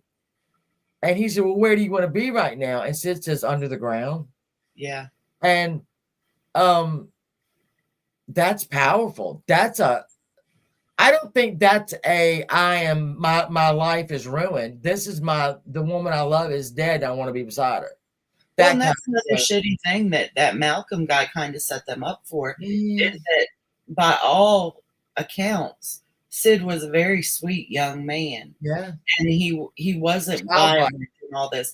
And they gave him this reputation and basically, said, this is how you have to act on stage if you want to be famous. But when you go out in real life, he was just, John Simon Ritchie. Yeah. And he wasn't that way. And people would pick fights with him. And, he couldn't go anywhere because his reputation as Sid Vicious. Yeah, that Vicious, which was it was just a hamster. It was a hamster. It was a hamster. I mean, yeah. Yeah, and I mean that Malcolm just whipped them all up into a frenzy because let's face it, they're not Rhodes Scholars. They weren't going to get into Oxford or anything like that. They were pretty simple boys. Right. And he could manipulate them and whip them up into whatever, which kills me because he was a clothes designer. Mm-hmm. He owned a shop. Well, there you go. He was good at appearances. Yeah. He was good at selling a product. Yeah. An appearance, an idea. Yeah. And that's all they were. And I think Sid started to buy into that. I am a big deal. Look at me, and it's just sad. Yeah, and then you have that January 17th when it ended, when the Sex Pistols ended.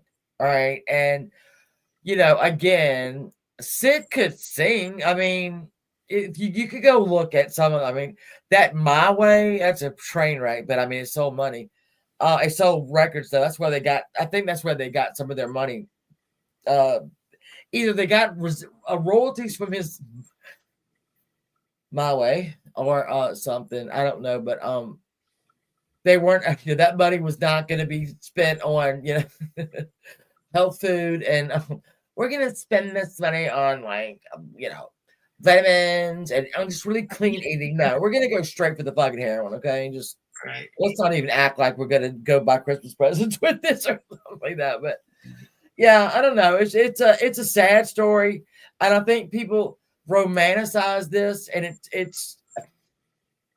it's two really lost people found each other, and then they lost each other again. That's basically two really, really, really lost people.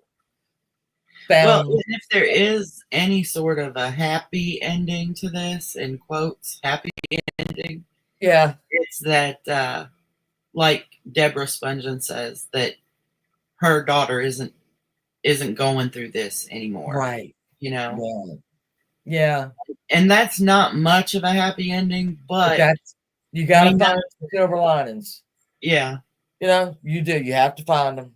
That family got peace. I'm sorry that it took what it did, but that family got peace. Nobody deserved what happened to them. The brother and the sister don't deserve what she did to them. No. And I can see one set of parents trying to protect everybody, Nancy and and themselves. I can't imagine living that way for literally 20 years. That you are so trying to protect your daughter, who you just want to probably punch in the head, your other two children, your marriage, yourself. I mean, that's a lot. I mean, how many cars did she destroy of theirs? Yeah, it was a lot. That was a lot. Yeah. And then, so at the end of this book, though, I don't want to ruin it, but she just wants a new house. She wants to do, and the her husband. Well, the last phone call. Tell Dad I love him. Yes. Tell Grandma so and so. That is when Deborah said she knew that was the last time that she was going to talk to Nancy, and that Nancy had to get that out. She knew it, but there was nothing she could have done to stop what. I mean, Deborah could have driven into the city, right? Shut up with the, knocked at her head. It was going to happen as soon as you turned your back. Deborah, it was going to happen. So, well, and I think that might be why when she says, "Thank God it was over," I think that's where that comes from. Is she knows that even if she had drove into the city, stopped whatever was going to happen, that the next morning or the day after, it was going to be the same thing until, one time she couldn't get there. Yeah, exactly. And there might have been I can relate to that because, that one of my brothers died from a heroin overdose. Yeah. And everything I had been through with him, there was a sense of relief that he doesn't have to do this anymore. He's at peace. Tonight will be the first night I can go to sleep and not worry that the phone's going to ring in the middle of the night, because the worst thing that can happen has already happened. Yeah. That's actually a really good point too. Yeah. I think it's more of a self-preservation. It's not like, oh, thank God she's dead. No. It's 20 years up. Like I always thought. When there's a fight, like a professional fight, and that bell rings, and you're up on they're on the balls of their feet. You're doing that for 20 years. Yeah. And that, thank God it is over. Not that Nancy was over, because I think Nancy and Sid tried. They tried the methadone. He got up at 5 a.m. to go get. They really did try. She was clean when she went to London. It just, that lifestyle was not going to allow them to do that. And again, it always makes me. There was nowhere in the world they could have went to change people, places, and things. But because they were the Sex Pistols. Exactly. And she had a beeline right for them. And I don't know. This is why, like, when she gets the bad rap of she's the one that got him on heroin. Oh, no. We've heard Johnny Rotten tell the real story that his mama is the one that taught him how to shoot up and what to shoot up and gave him heroin. Wasn't Nancy. I mean, Nancy didn't help the problem, but I think I got very protective of her. Does that make sense? I got very protective of her. And Sid. And I knew what was going to happen, Janie. I knew what was going to happen. Exactly. But it's like you're reading it going, no, no, no, no, no, no. Yeah, don't do that. Don't do that, you know. And I guess because they're so young too. I mean, I got really protective, and I'm gonna miss them. I'm gonna miss Deborah. I'm gonna miss Sid, and I'm gonna, I've had a new love affair with Johnny Rotten now that I've watched all these videos that the last I got a whole new love for him. And I was actually looking on Amazon for like a Nancy Spungen shirt. I was looking because if people ever said, I would have to sit them down and go, no, you don't know the story. Sit down. You don't know, Nancy. Yeah, you can find out, but you don't know because I'm about to tell you. Sit down. Yeah, because I am very protective of Nancy. But there's nothing. There was another case that I was thinking about. Kind of the same thing. There's a lot of cases actually where there's nothing you can do, even if you knew. Thank you. If you knew at 12 o'clock that Exo was going to die, like we said, it's going to happen that day or the next. Right. It's going to happen. Right.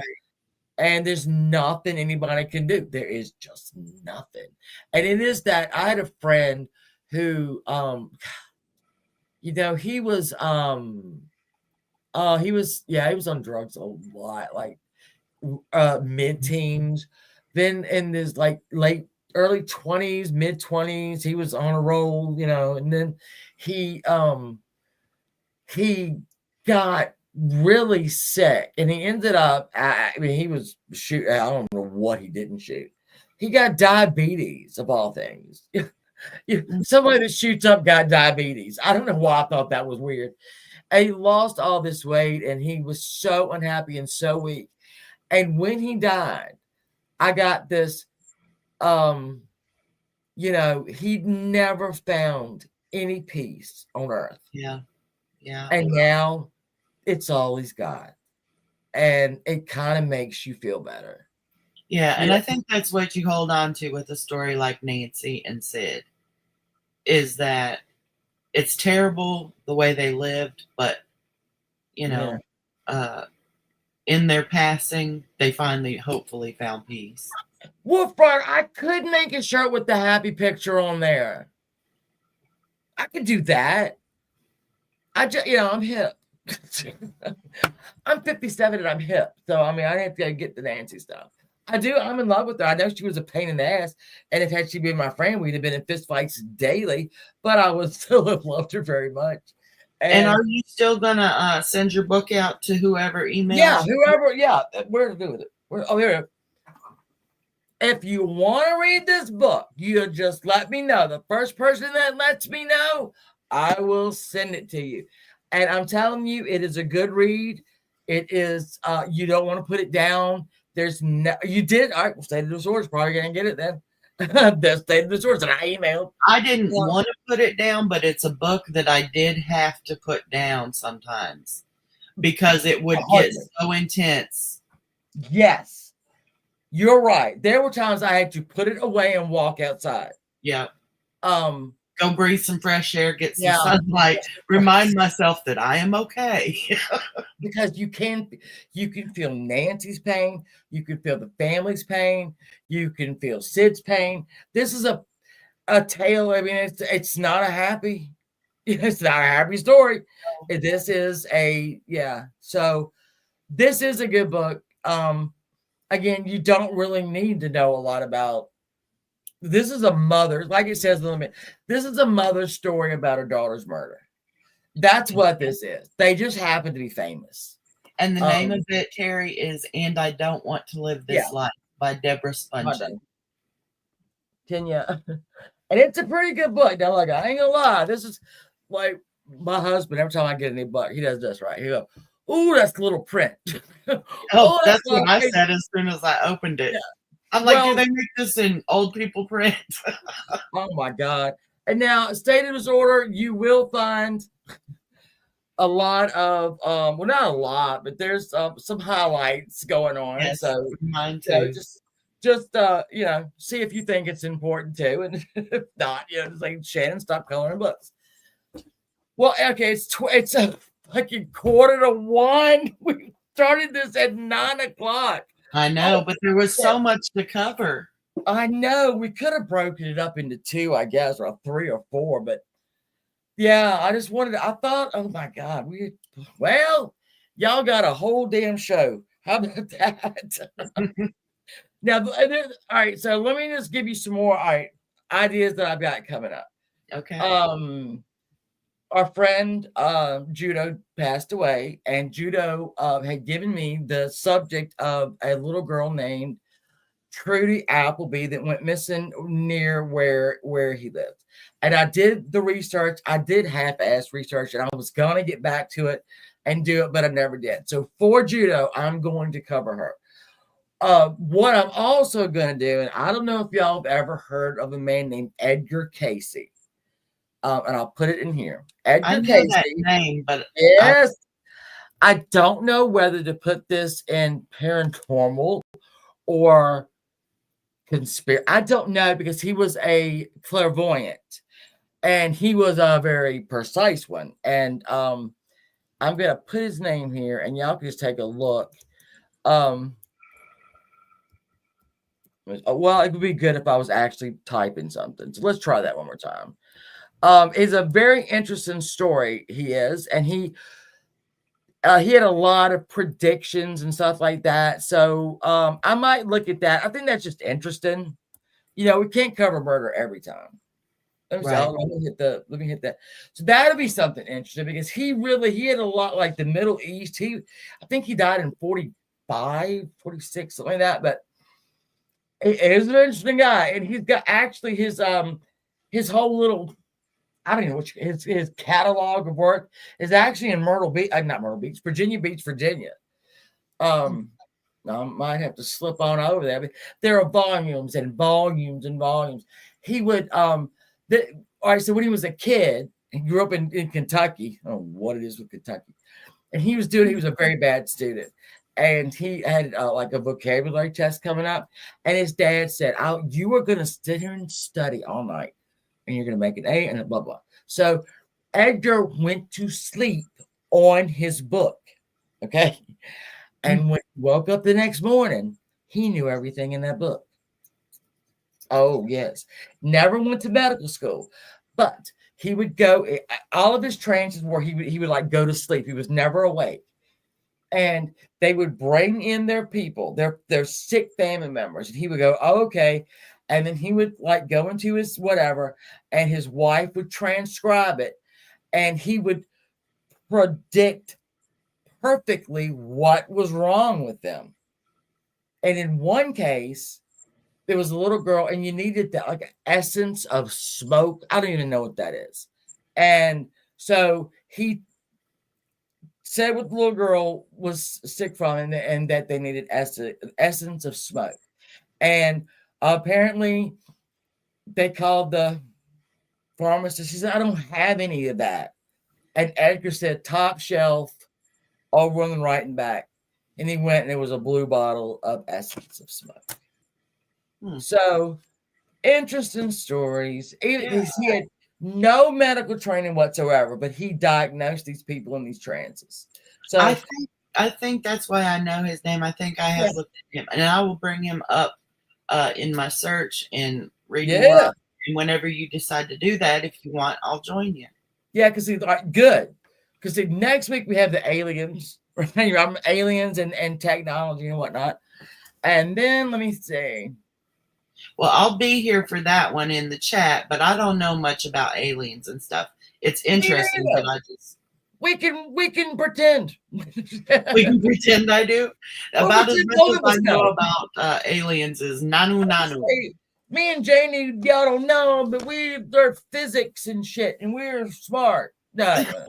Look, I do like you took a giant leap of faith for me this week, and I appreciate it more than you know. I know that you took a giant leap of faith, and I appreciate it so much. And well, I've been enjoying this, and Good. I really wish that we hadn't wasted so much time. well, we'll take over the world. It'll take us a little bit longer. We'll get there. Don't worry about it. I mean, I just again, it's like my own curiosity about things, and you're so smart, and so You're smart. very smart too. Yeah, The thing that makes it work is that we're smart about different things because we can't know everything, right? No. We'd be Well, dangerous. we could try, but Yeah. But please know that I know what a leap of faith this was for you. Because I'm just thrilled to death that you did this with me and that you want to do other things with me. I think it's perfect. I love it. I can't. I'm I excited. love it too. And I like get I you said, involved.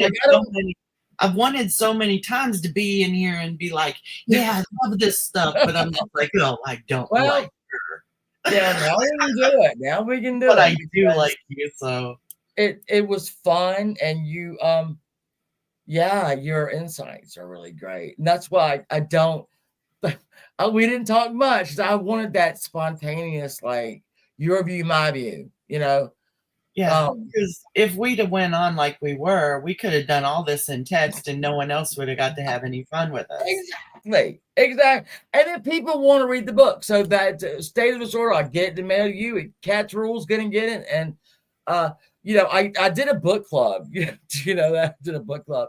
It started when Prince Harry wrote his book, and I started a book club. And well, that here's was what I kind of fun. told Cats I was going to do. I am trying to get rid of a lot of my books, Hey, and I can't stand to think of Friday. them going to someone who doesn't want them. So I I'm going to make a list, and I'm going to put it on my community post. And people who want them, I will send them the books. Have you ever read Truman Capote? Yes. Listen, after I read the Spare, right, and I got all of it because it was the Capote, it was that miniseries, Rod Murphy, Right. and so I read, The Killers, the two that killed people. The hell was that? All right, it's over there. The way he wrote about the two killers. Somebody. Hold on, I'll go look. Hold on, I'll just go look. It's shit. Hold on, I'll go find it. That's gonna bug the hell out of me. Hold on, it's just over here. I've got like a whole library over here. It's pretty impressive. Truman, where are you? Is it like Leopold and Loeb or something? No. It's shit. We're In Cold Blood. Oh, In Cold Blood. I knew that one. Yeah. Yeah. Yes, Wolf Rider. I'll grab that for you. So, all right, In Cold Blood. I wanted everybody to read In Cold Blood. It's not a new book. It's an older book, but it is brilliant. It's the very first novel where he wrote a novel about actual horrible crimes that took place. Right. And I watched Capote the movie. Yes. And I did not realize how involved he really was in those two men's lives. Very much. The two prisoner guys. He I read the book, right? And then he doesn't obviously mention any of that. Then I watched Capote the movie. I'm like, what? It was the most interesting book I have read in a long time. Honest to God, Truman Capote. And to think, then I watched that little miniseries, the Ryan Murphy one. It was Capote Swans. I've got their books over there. My library is pretty. I mean, it's getting there. But So let me ask you this: do you think Truman Capote wrote To Kill a Mockingbird for Harper? What was her name? Harper Lee. Harper Lee. Yeah. No, I don't, because he was so angry when at her. She did all of the research. When they went to that little town in Kansas where that whole family was massacred, Harper is the one that went in there and spoke to, the people and wrote the notes. And Midnight Baker, thank you. I know we kept y'all up late. I'm sorry, but Saturday night, live a little. It's good. That's right. he was so jealous when her book did a little bit better than his book. And but you know, it's a point. It is a point. They very well could have, but I hope not. Because she went when I read the second book, and I can't remember what it's called, I was so disappointed. Did you read were it? you? Yeah. You know what? You might hold on. You know what? Say to disorder. Hold on, girl. Hold on, say to disorder. Don't you do nothing. Oh my God, this isn't even my God. I'm on somebody else's live stream. I pulled up someone. I have been watching someone else's live stream though. No wonder I couldn't make any sense out of damn chat. What I'm saying, chat. Yeah, I forgot. I can't I'm put my brilliant. link in there for it. I am brilliant. Y'all need to stay clear of me, assholes. I am brilliant. I'm not even watching my own damn show. Oh. All right. Nope, that's not either. All right. Hold on. Why does it say I'm not live? Probably because this thing might have cut off an hour ago. Yeah, they probably cut us off there. Like, you bitches have talked long enough.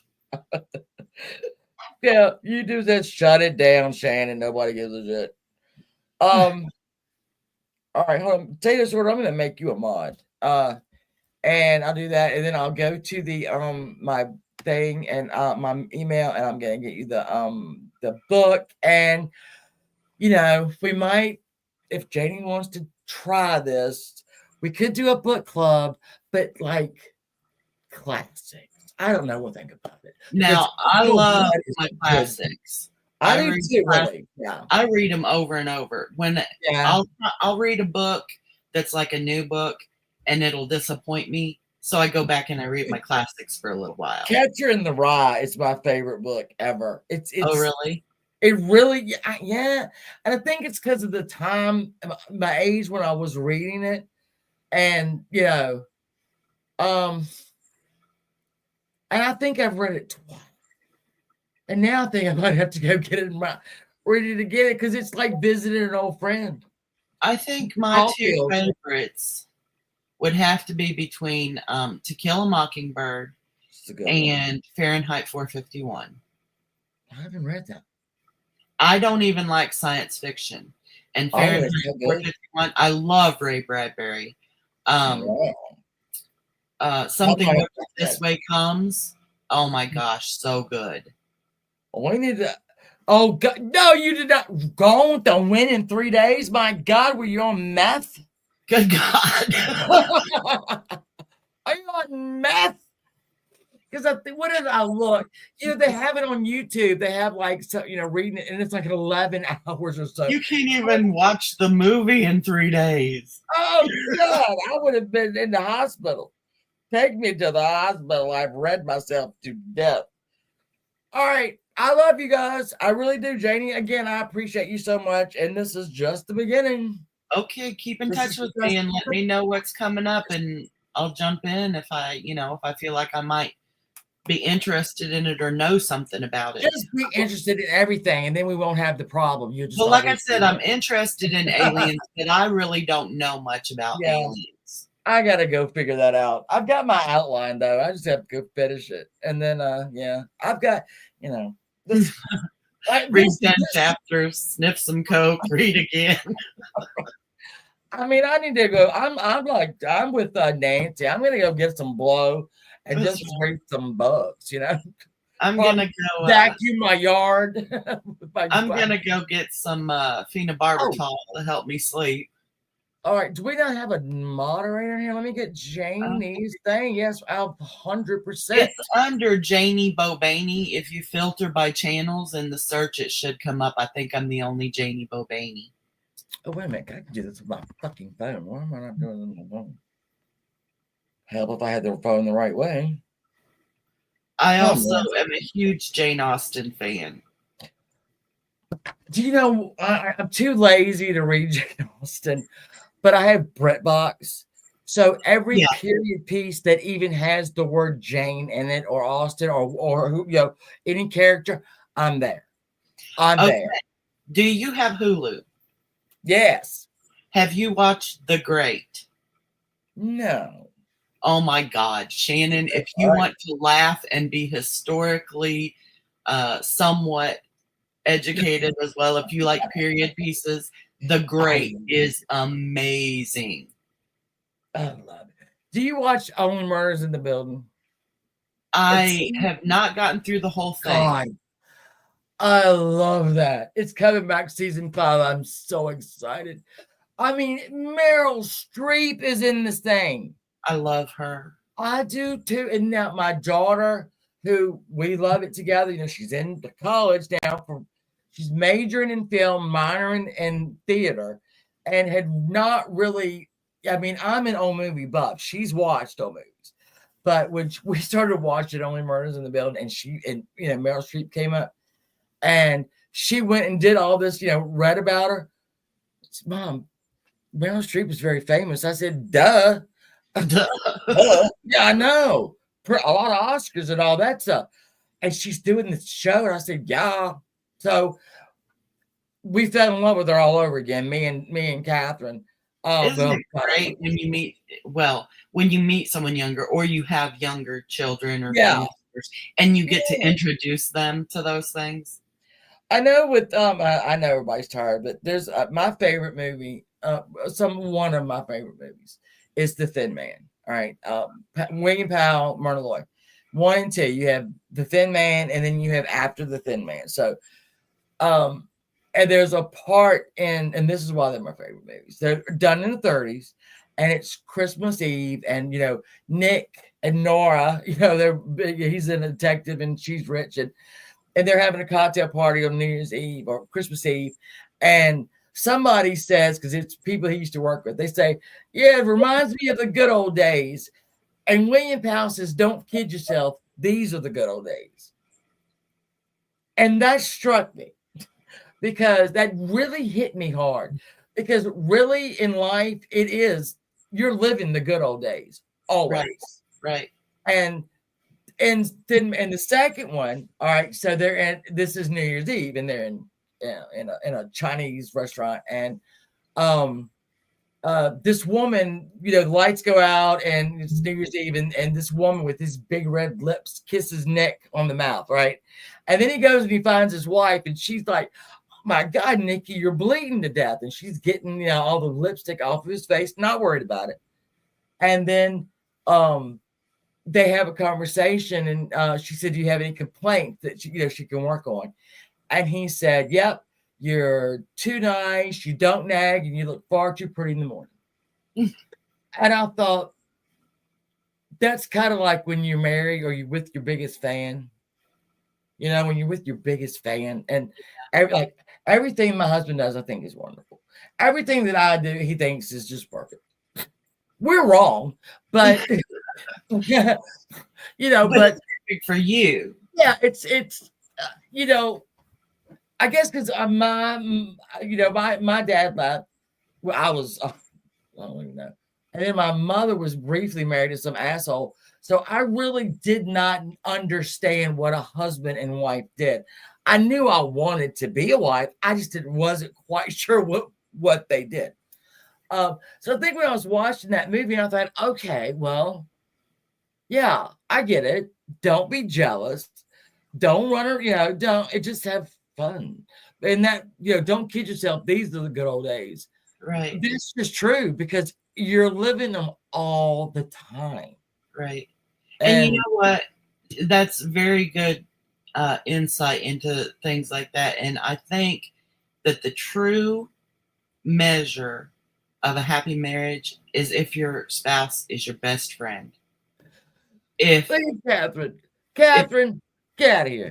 She's talking about Meryl Streep. They're the first person you want to talk to when something good happens. Yes. And they're the first person you want to talk to if something bad happens. And that's just, Yeah. We always talk about anyone who didn't know what a healthy marriage looked like. Yeah. And it's a lot of people don't. A lot of people don't. I know I didn't. Well, my first time, I was like, this cannot be right. And then this cannot be right. And then I didn't I would get engaged. I wasn't gonna Oh, marry. I got engaged a lot. See, we have Oh, so yeah. much in common. I was the engagement queen, but I Me never too. married him. Oh, nope. And then with Chris, I married him. I mean, you can ask Catherine. There's a photo of me. We went to Justice of the Peace, and I looked like I was. All right, so we went to get the license downtown, and I was so I don't know if you want to call it upset. I was so nervous that the woman at the license place gave me a sucker with a smiley face on it. And then when we were at the Justice of the Peace's house, there is a look on my face. It was captured on film where you could tell I am absolutely weighing my options on how I was going to get out of that house. It was like I am deep in thought, like I could run through that window, but that's probably going to hurt. I don't think I can get out that door because I did not want to I didn't want to F it up again. That's what it is. I didn't want to F it up again. Well, I'll And, tell you this. Luke and I have been engaged for 25 years now, and I'm thinking maybe soon I'll say yes. I don't know. It might not work out. Right. I might not like him, once we get you might married. get ready to wake up and go, you're not the man I married. Yeah, Yes, we've no. only been living together for 24 years. I might not know him well enough yet. Yeah, that's it. You never know somebody. That's what I always tell people. Don't ever think you know somebody because you don't. And then Kat's upstairs. Her dad's going to be out of town all week. So she thinks she's going to bother my ass getting into bed with me and watching TV. And it ain't going to happen. Oh, You hear that, little girl? Ain't going to happen. Where you okay, go? well, I'm going to let you get off here because we All right. have kept these people up way too late. But keep me updated on what you're Okay. doing. And Thank you you. know I'll dig right into some research. Yeah. Thank you, everybody that showed up. State of Disorder. As soon as I'm able to, I'm going to make you a mod. And then I'm going to send you this book. Your hubby and yourself have been 35 years. Oh my God, Terry. Look at her. Yes, I am. I got like 24. We're getting there. It's good. All right, Janie, thank you. Everybody that stayed for this whole marathon, thank you. And we'll see you next Saturday. We're doing the aliens. So put on your foil hats and join us. Put on your foil hats. All right. Bye, guys.